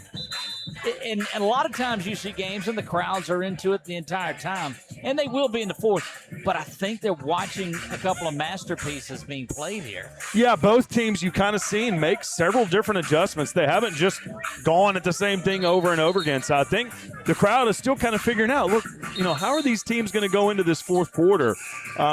Has Peabody been down 10 this season? Probably not. So that's kind of an adjustment for them, is to see how can they dig back into a lead and make it a game going into the fourth. Tyshawn, Jarvell, Marcus, Doherty, and Corey. So the starting 5 out there. Doherty will come back and get that one. He is being pursued mightily. Yeah, and you still see Rosenthal in the game for Durant. Yep. Corey backs his defender down. Back up top to Doherty. You see Jarvell continue to be patient. He doesn't press. He just makes the right play when it's there. That one inside. They were trying for the give and go. Somebody's going to be open. The lob is inside to Tyshawn, and I just don't think that was what you wanted. Quickly going back down the other way. Bolden's going to take a foul, and if you're going to take that one, you got to do it before the basket's made. Yeah, to your point down here, there's not a lot of players that you try that lob to. Right. Duncan's one of the few, but on the other end, Bolden, you've got to prevent him from scoring there. If you're going to foul him. Foul him early and don't let him get the end. But he turned around kind of acting like he didn't think he fouled, but it looked to me like it's exactly what he was trying to do. So, if not, he missed a great opportunity to do it. So Sword, the leading scorer for Peabody, puts another free throw down. Gets the and one, and so that's 3 different plays of 3 points that they've gotten. Although that's the old school way, it still counts. Back over to Trey now. Boy, this pressure is like exactly what we saw in the first quarter. Yeah, Doherty's continued to be reliable. Nice pull up. Nobody underneath to get that rebound except Peabody. See, you saw Blake call for that earlier in the possession. He wanted it. Well, you saw Blake go over and basically take the ball away. He saw something he wanted. He got it. And Bolden whistled for another foul. And here's another 3-point opportunity. And Tyshawn does a good job going in there and getting Bolden out of there. And that's good to see. That's senior leadership right there. Yeah, Bolden with 2 fouls in a row. Got a little bit of scatterbrain, but your senior leader calms you down, gets you back in it. Look at Peabody not in the lane at all on this. They're out guarding, and that one is there. So a lot of 3-point plays being made, and this thing back to a two possession game for the Trojans. Yeah, you might argue that since the buzzer at the second quarter, Peabody's kind of had the momentum from there. They won this quarter so far. Definitely they have. Doherty going back to it. Oh, good dish to Jarvell, and another cross-court pass into the hands of a Peabody Warhorse. There's Bolden. That one will go out of bounds and stay with the Warhorses. Nice driving dish by Doherty, and I thought Jarvell had a pass that he saw, but just good job by Peabody jumping in those lanes. This is what they're good at. Looks like what Peabody does is they slough off the player just a little bit and jump into the passing lane. Absolutely. They teach that at Arthur F. Smith. They're good at it. Up goes Blake, and he's trying to take over this one. There's Tyshawn's going to get fouled. And Tyshawn's down, but he'll hop back up in this one. Yeah, good job to hustle and grab the ball and then also hang in there and take a foul. I think you realized you weren't going to be able to get an outlet, but to stay in there and draw a foul. Every one of those is important. Young man too. Yeah, everyone's important for Peabody's backcourt right now. Just the first team foul of the third, and they're going to want a towel to clean that area up. We understand those of you that be watching this after it is over with. Internet has been chaotic tonight, to say the least. It's in and out, and that's what happens when you're inside a gym. Yeah, didn't see if that foul was called on Rosenthal or not. It was called on 4, yes. Yeah, Rosenthal. His third. Rosenthal picked up his third, and he joins Anderson and Sword with 3. There's Jarvell.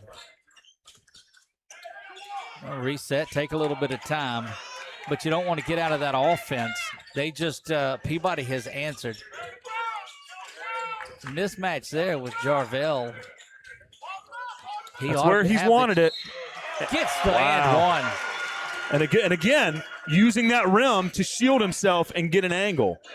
That's the second time in a row he's attacked and used the other side of the rim to give himself space to where the defender had to reach across and foul. J.D. Holden whistled for that. Just his first and second team foul here halfway home in the third. And you see, again, the patience of Bordelon on offense, just waiting until something works out. Now he gets an offensive rebound. All for the free throw when nobody was there. Kicks that out to Corey. Corey kicks that leg a little bit, fires away. 5-point corner play. Pocket.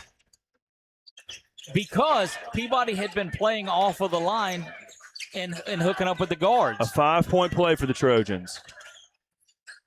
That one is kicked out. Corner 3. Rosenthal unable to get that to go. Right pulls it down. Trojans look to run. Eddie runs right by Jarvell. Look at Eddie. To the basket goes Eddie. That's why you check him in the game. It's exactly what he's just a microwave. Gets in there quickly and gets something going.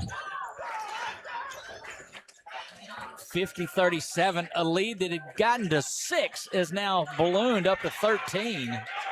And you see a little bit of frustration on the part of Peabody. Can Blake stem the tide? Unable to do so, but does get the rebound. Corey near a foul, kicks it out. That 3 launched no good. Knocked away, we'll see the call. It's going to stay with Peabody. Yeah, you see Coach Brasher didn't like the box out effort for Ash right there. Peabody gets in there twice runs in there and gets the board. Look, he does not miss an opportunity to get in there and remind those guys. McKinney checks in for Bourdon. This will be a key stretch with Bourdon on the bench. Over in the corner it goes. Doherty out, but not in time. That three is aired out and will go over to the Trojans. Trojans have been doing everything right tonight. Coach Brasher still trying to emphasize the importance of one shot. Peabody's crashing the boards well. Trojans' largest lead has been 14. It sits at 13, and they have the ball here under 3 to play. Comes to Doherty to the near side. Good moving without the ball by the Trojans. Top of the key. You saw that was off. And there's going to be a foul whistled on Blake. A push-off is whistled by Blake. Wow, and I mean, he just barely grazed Eddie as he was going by. So they'll get a baseline play now. Might see if they try to get it to Tyshawn. Oh, it's tough to Yes, lob they do. one inside, though. Goodness, that's tough. You saw him kind of clear space on the right side to try to get him there. That's where he went. Peabody was ready for it. Now they'll switch it on the other side. He won't have that right hand anymore.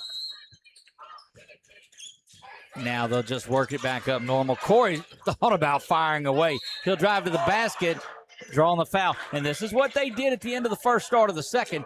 We asked him, but would they start going fouls? And they went from 0 at 4 minutes to 4 fouls now with 2:35. And I bet you if you ask Coach Brasher, would you rather see Corey Wright hit a 3 or step up and hit 2 free throws, he would take the latter. So a good chance for number 3 to continue the good free throw shooting night for the Trojans. Foul trouble mounting and mounting. If Peabody wasn't as deep, they would be in more trouble than this. And free throw shooting has made it that much more impactful. There's 7 or 8 in the first half, and Wright goes 2 of 2 to start. Largest lead of the day now, 15. Quickly down the floor go the Warhorses. And they're going to start. You see the quick whistles are coming now in this one. They give Eddie Williams the foul there. His first personal foul, 4th team. Both teams will shoot the bonus next go. Just threw it too high there. Nice effort. I see Ash running the break again. They'll get another layup out of it. Look at the way these guards just hang in the air and get that to go. Yeah, lefty took it down the right side, and he got to the middle. Corey Wright, such an improved player this year. 54-37 in this one. Blake trying to get something going. The freshman having trouble. Pointing out things was Rosenthal, and Doherty said, give me that. Trey making his way down the floor, trying to draw another foul. This is what they've went to. And this has worked for Ash. They've been able to settle down after breaking the pressure and get into some action. Good screen there. Look at Eddie. That is just absolutely ridiculous. A 6th player on the court, the way he can do things like that. Hang in the air and twist around. Tyshawn off the backboard, but the foul was whistled before that. That's 2 big highlight moves from Eddie Williams. And it's at least once a game. This isn't a flash of hand. It's what he brings off the bench.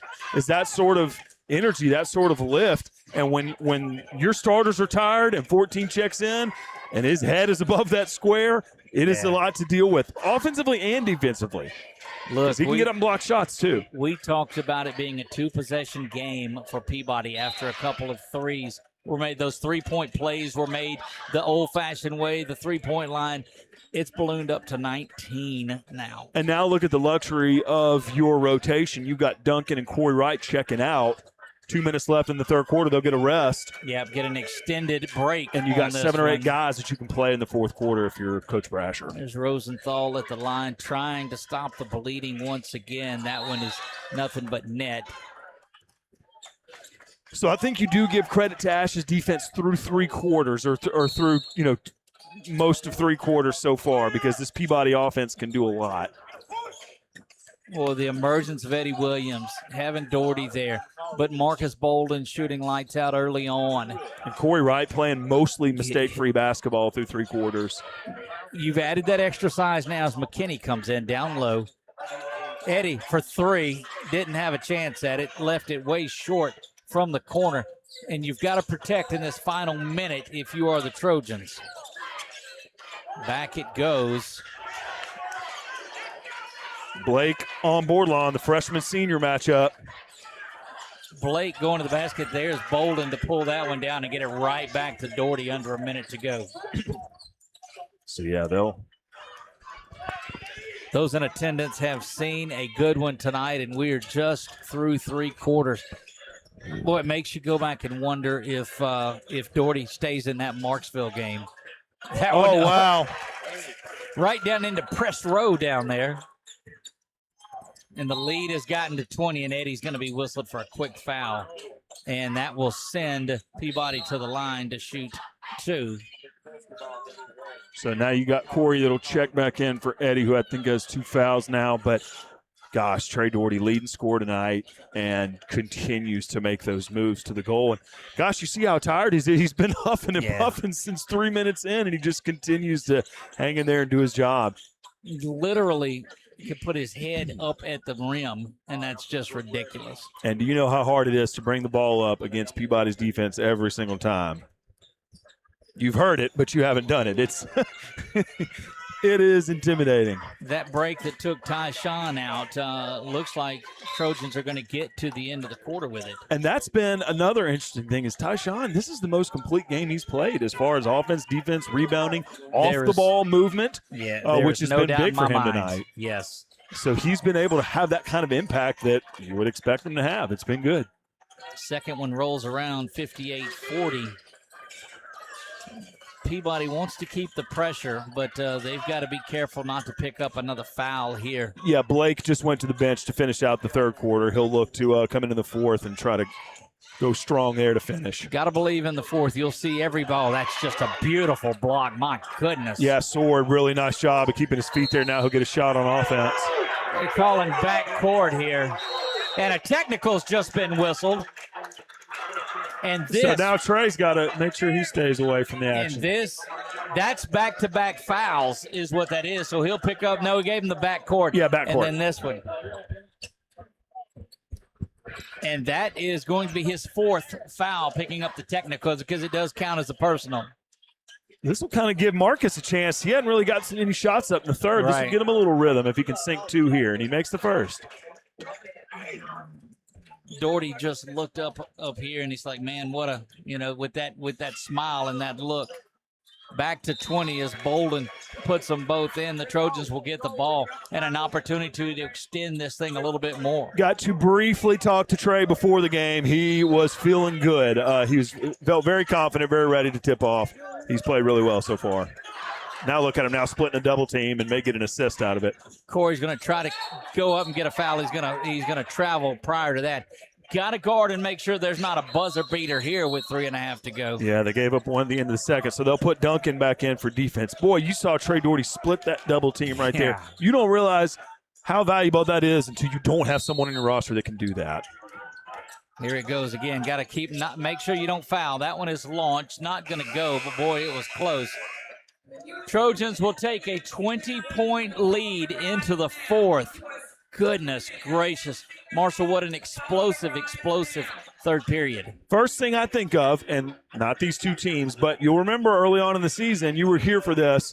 Marksville went into the fourth quarter with a big lead over J.S. Clark. Obviously, 2 different teams, a million different scenarios.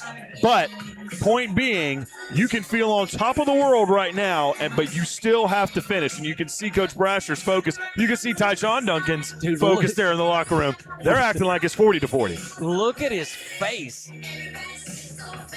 I don't know that I've seen him that animated since 9 o'clock practice this morning. Yeah, of course you're going to be fired up to try to get a win against your alma mater, try to get a win against your mentor. Well, this sends a message that, hey, the Trojans are ready to play in 2026. Yep, all they're focused on right now is their huddle. Not worried about the team on the other huddle, not worried about the name on the front of their jersey, but just focused on trying to get this thing done. Tyshawn playing with that taped right hand, too. I don't know that we've talked about that much tonight. Yeah, the first time that he checked back into the game is when I noticed that, but that hasn't seemed to limit him again. No. He's played his best game all year. I think so, too, Doug, regardless of the opponent. I mean, I'm not saying those games when they've had a running clock and he's had 2 or 3 windmills in the second half. This is the best he's played. That dunk that he had early in the first where he does a drop step to the basket and flushes it, I think that's the best one. I'll take that over a run-out windmill any day. Yeah. Yeah, I agree. To be able to catch the ball on the block, make a dribble move. Nobody doubts his athleticism. He can dunk. He can win a dunk contest right now. But can you do it in the paint when it matters? Yes, check that box. Yeah, and again, Coach Brasher probably could take an offensive rebound over a windmill any day, and Tyshawn's gotten him that tonight. Any day. What a ball game this has been. It'll be up uninterrupted in its entirety tonight. I know it's been in and out. Inside it goes to Jarvell. He's unable to finish that one, and Coach Brasher knew that they had one there. Yeah, but he probably should have came down on 2 feet to see if he could either draw a foul or put up a layup. Blake against Tyshawn. That one gets turned around. Launches that one in front of Tyshawn and buries it for 3. So you saw Peabody working the ball around there between Sword and Blake. Those guys are going to be able to hit threes in the fourth quarter. Look, they just are. This intensity is not going to stop. Oh, Doherty just takes it away. That was huge.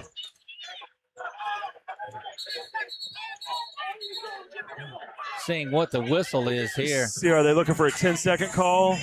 I think a timeout was taken. Yeah, it was. Okay, Coach Brasher calls a full timeout. Okay. Look, you thought you saw intensity from Peabody early on.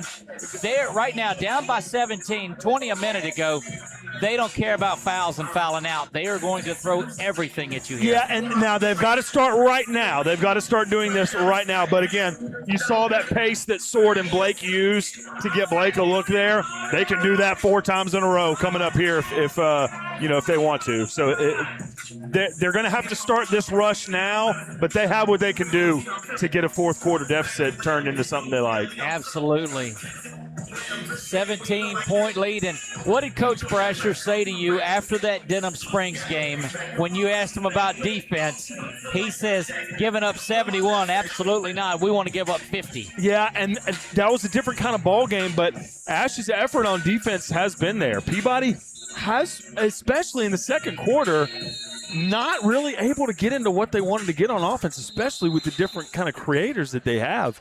It's been a really impressive defensive effort. They'll have to do more of it, but so far, good on D. There's a quick foul on Rosenthal, I think. If that's no, they called looked like they called a foul and they didn't. So you see the double team come back.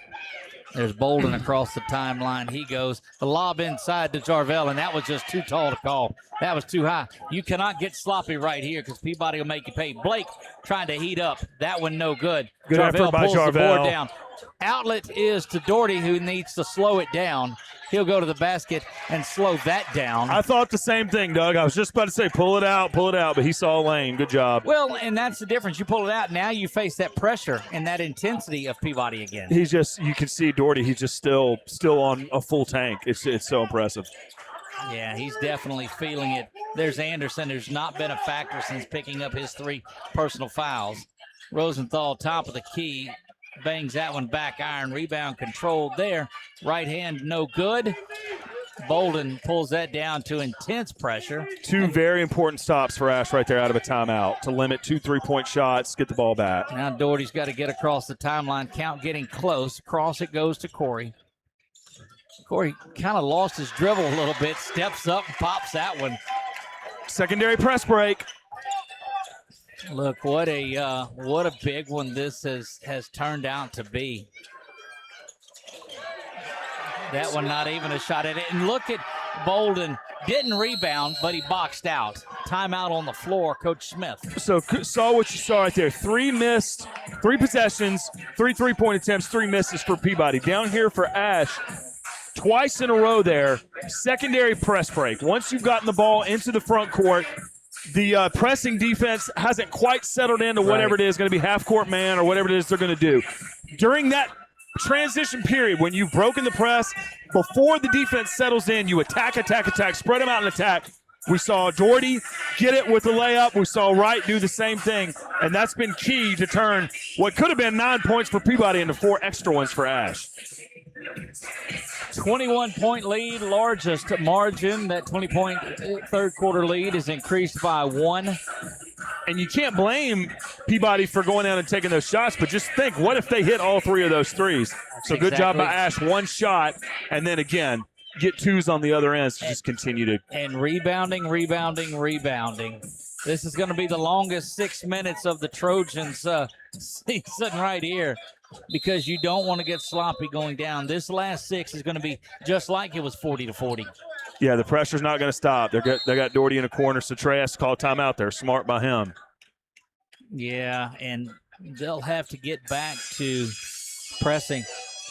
So you see Coach has the whiteboard out now. They got to figure out how to break that press quickly. They cannot get him trapped in the corner like that. 64-43, Trojans lead this one. And for Peabody, will they continue to try to get 3-pointers to fall, or will they try to get quick 2-for-1 possessions? Obviously, this pressure is going to start, and they can get a few turnovers. Wouldn't be surprised to see them do it.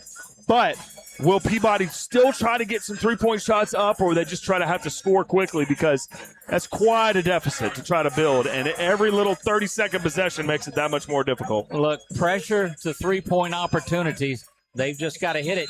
Trojans, we'll see what Coach Lance Brasher drew up for this press break. Man, what a game it's been. Yeah, this one has worked for Peabody. Inside it goes to Doherty. They'll get it back to Corey and over the top, and that's how you get down the floor. And they'll stop it back out. And look at them pull that back out. Really nice play design. They moved Doherty to a different spot, so we got to catch under the goal. He was able to reverse it back and get it up. Now you play a little keep away and run some time off. Unless you get an opportunity. High elevating shot. No good. Tyshawn with the stick back. Yeah, I mean, you can't teach 6'9". That's just him doing what he's supposed to do. No, even on a ladder, I don't think I get to 6'9". Tyshawn's set to get it in. I think timeouts are limited in this one, so this is where it's going to be tough. Yeah, so you see that they're trying to get Doherty to catch the ball not in the corner. And that's the only place they're able to get it to. Now they've got to get it. That's going to be a turnover, yeah. This is going to happen. This is what Peabody does in the fourth quarter when they're down. This is nothing new for them. So it'll be on Ash to try to withstand that. See if Peabody can get their offense going quickly. Nice shot by Malachi. Elevates, no good there. Tyshawn pulls that one down and gets it through. This has got to take a lot of energy out of Peabody, too, because they've had to do this the entire way. Bolden kicks that back out front to Doherty. Under 5 remaining in this one. Reverses his body, and there's a run out now for Peabody. Blake gets it up into the front court. Rosenthal going to go to the basket, and he's going to get whistled for an offensive foul. Corey Wright taking another charge. Is that 4? That'll be it for Rosenthal. Man, great job by Blake there to get that ball into the front court. Such a talented guard. I thought that was his 5th. Because he had the technical earlier. Didn't know that's his 4th. Okay. Now though. So Durant's going to check in for Peabody. Yes, he's back in now and trying to get that size back in there. They went guards just to keep.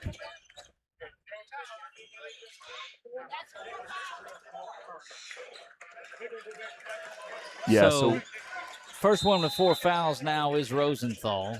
Over in that corner again, and look how quick he got rid of it, and the transition was around. Gets everybody across the timeline, and Jarvell will get it back to Doherty. So they draw another foul. That's Blake. That's on Blake. Picks that one up. Trying to get into a position, because when you haven't been fouling, you've got some fouls to give just to get you into shooting free throws. Really good job by Coach Brasher to make sure the plan was understood on the press break here. Of course, they get a turnover there. They just let Anderson go with that one and let that one fall. That's fine. Over to Jarvell now in the corner. And there's a turnover underneath. Yeah, and one. And that's what Peabody's going to continue to do well. Again, this is what they do. With this fourth quarter full court press, they're going to put their forearm in your chest and make you beat them. So Ash, that second pass to reverse the ball is going to have to be quick. They've hesitated twice, and that's led to a turnover. It's a 17-point lead, but it looks like Peabody's grabbing a little bit of the momentum with that pressure. Absolutely. Yeah, I've seen them do it countless times. Second free throw up, and it's good, and that's 5 straight now for Peabody, and it's back to 16 and back to the corner. So that's important, that reversal right there. That's what kind of breaks that press and allows them to not have to worry about relying on a foul. Now they'll kick it back out. Jarvell won't pass that 3 up often, but he'll do it under 4 minutes to go with a 16-point lead. Yeah, I'm not sure. Oh, no. Yeah, it's just a lazy pass. Got to throw it harder than that. Yeah, that's going to really aggravate Coach Brasher. Yeah, I got to step into that one. Can't throw that off the back foot. 3:49 remaining in this one.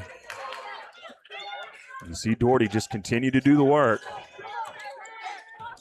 Over to the near side, and Bolden, he'll go cross court with that one. You got to be careful of those passes. Absolutely, you do. Back up top, and Ash will try to run as much time as they can off. They don't mind. They're going to make Peabody come out and play them. You're right. Yeah. And look, he just jumped up and stole that. That's Blake for 3. No good. Rebound controlled. Inside it goes. Malachi Anderson gets the board. 14-point lead. They've shaved 7 straight off now. I see the key for them is going to be taking 30 seconds up. Even if you turn it over, if you can take off some time, Tyshawn probably could have got a layup there. I would almost think at some point you might have to keep scoring. Yeah, Tyshawn probably should have turned back toward the basket there, but they'll retain possession. At what point is a basket as good as wasting 10 or 15 seconds? Because the only one that's scoring right now is Peabody. Yeah, they'll have to be ready to get to the free throw line here because Peabody will start to foul. Doherty's going to have to throw it somewhere. He launches it to Jarvell, and that one is thrown away. 14-point lead. Peabody. The offensive foul is going to be whistled, and that's another one. That's 5 charges that Corey Wright's taken. 5 charges. Unbelievable. He just gets in there and doesn't move. Look, coaches talk about it all season long, and there's usually one guy on your roster that actually listens and does it. So far, it's been Corey Wright this game. That's like your batter taking that hit by pitch. You know, it's okay. Stand in there. I've told all of y'all to do that. Somebody listen to me. 4 fouls now. The next one will be in the bonus, providing it's not an offensive foul. And look, LHSA refs love to make that call. They love to turn a possession around on someone taking the charge. So not a problem for Corey Wright. But now you have to inbound the ball again if you're the Trojans. The other corner this time, and they do that quick reversal that you talked about. Bolden up top, and he'll turn around and head back to the line and let Doherty get across. That's a Doherty, yep. Inside it goes to Jarvell, and that one just snatched away. And see, that's kind of to your point is where you're going to have to look at scoring because they're going to take the ball away from you, so you're going to have to go up. If Tyshawn makes that basket bound, and look, the microwave is coming in. Eddie Williams makes his way in. Yeah, they're still at a point. I think that foul was on Bolden, but they'll give Jarvell a rest here. That's his 4th personal foul, and at this point with 2.5 to go, it doesn't matter. You're gonna keep him out there. Another one of those ball handlers. Yeah. So hopefully, they probably won't rely on Williams too much for press break, but with Bolden, Wright, and Doherty in there. Charles Smith right in front of us, not happy with something. That lob goes inside to Anderson, and there's a mismatch inside. Yeah, Malachi Anderson, great job of turning there and squaring up to the basket. There's a long outlet pass, and look, Eddie going back over. Good body movement and control by Tyshawn. Great pass from Eddie. Nice job by Tyshawn to take the best 2 he had. He wanted to rock the rim there.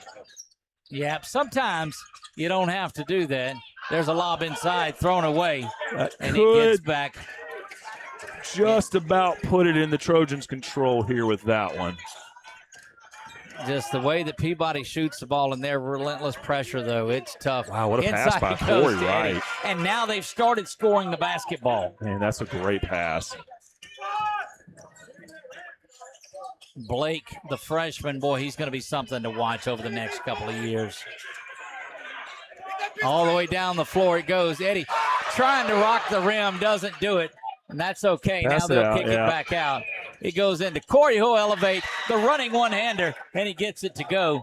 And there's hard to pick who between Corey Wright and Trey Doherty's been the the look, MVP Tyshawn of tonight. with the block nice there. block.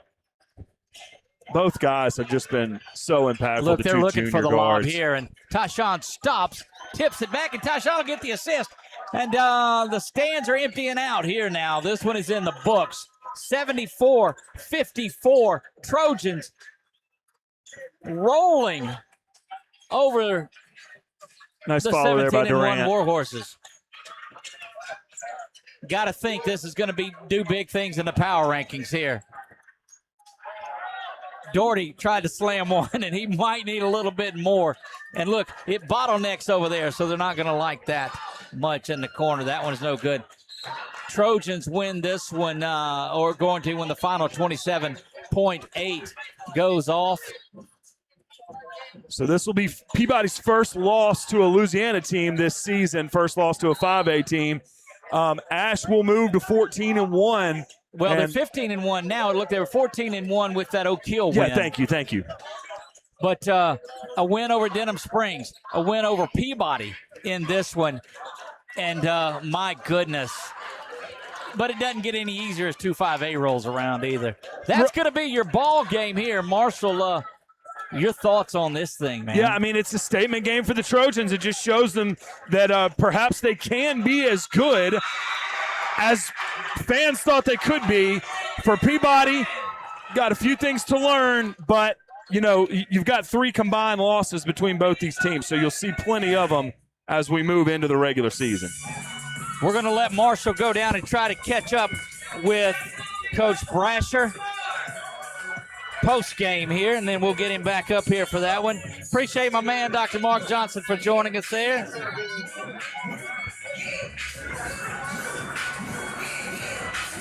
We'll let Marshall see that he is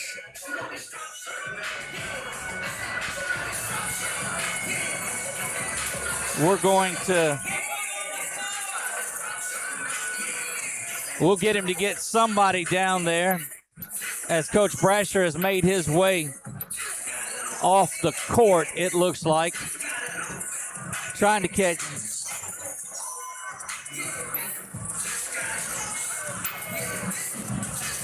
Let's go down post-game, if we can, to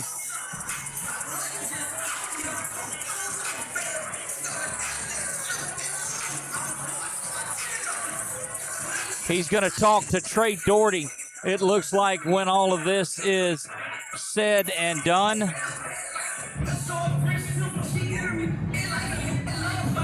And we appreciate the work that Marshall's putting in for us here, trying to get a post-game interview before we get out of here as well. What a ball game this has been. And Marshall will go track down Trey Doherty. And we'll get him. Down on the floor we go. Led all scores tonight with 15 points, had some big plays, offense, defense. What do you think y'all did so well tonight to get this win? Back what Brasher was talking about, defense last game it wasn't too good. This game we stepped it up. We was coming into a big crowd. We've been here before. Last year we was nervous a little bit. This year came with that mentality. And yes, we got the job done. Let me ask you this. Do you think this game went about like y'all expected, or y'all felt like y'all could do something like this if y'all put it all together? Well, it was really like, if we was going to be on the glass tonight, we thought we had it in the bag. If we wasn't willing to crash and box out, it would have been a long game. Where do y'all go from here? What's next for y'all as y'all move into January? Just keep practicing hard, keep grinding, keep getting to it, and hopefully the wins come with it. Hard work, dedication. Big win. Congratulations, Trey. Trey Doherty down there courtside with Marshall Leffler. And what a ball game here. It has just been all Trojans all the time. We'll visit with him here in just a moment. And what a time for our stream to come back to full speed at the end of the game. But don't worry, we'll have this uploaded in its entirety tonight. So those of you that have watched this on the replay, what a great one tonight. That is going to, we'll get Marshall back up here for one final thought on this one.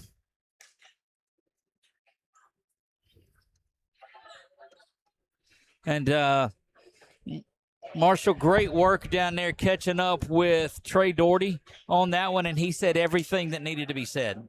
Yeah, I mean, could argue he's the player of the game tonight, but he's just been so important all season. You know, it's just not – I have so much admiration for a point guard that has to start the play every day. You know, that play starts and ends with you. If you fumble the ball or if you can't throw the pass or dribble it the way you need to, the play doesn't even get started. And every single time 10 was able to bring it across the court. Then rebounding, too. I mean, again, just a point guard that can rebound like that just adds such an extra element. All the Trojans rebounded tonight, but, man, what he's able to do, flying in there to get the ball, it just was super important. Nice to see him continue to do his part to lead the team. In the Denham win, they gave up 71, won that one by 10, put up 81 in that ball game. Coach Brasher not happy with it. This time they give up 56 to a very, very prolific scoring team in Peabody. I think he'll be pleased with this. Yeah, we see it a lot. You know, you can play up to your competition. You can play down to your competition. You can kind of match energy. But I think it was for the Trojans tonight, they brought their own energy. Nothing about what Peabody's doing affected what they did. It was effort, execution, and just focus and concentration on winning every possession. And, you know, as they just kept continuing to do it, they pulled away. But you just saw Ash really focused on trying to be precise with doing things the right way tonight. And for the most part, that's what I saw. You missed the halftime interview with Dr. Mark Johnson there from LCU.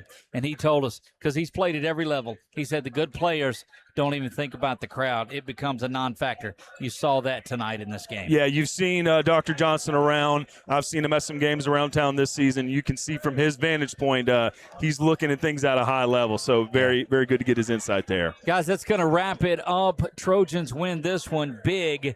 74-56, had led by as many as 21 in the game.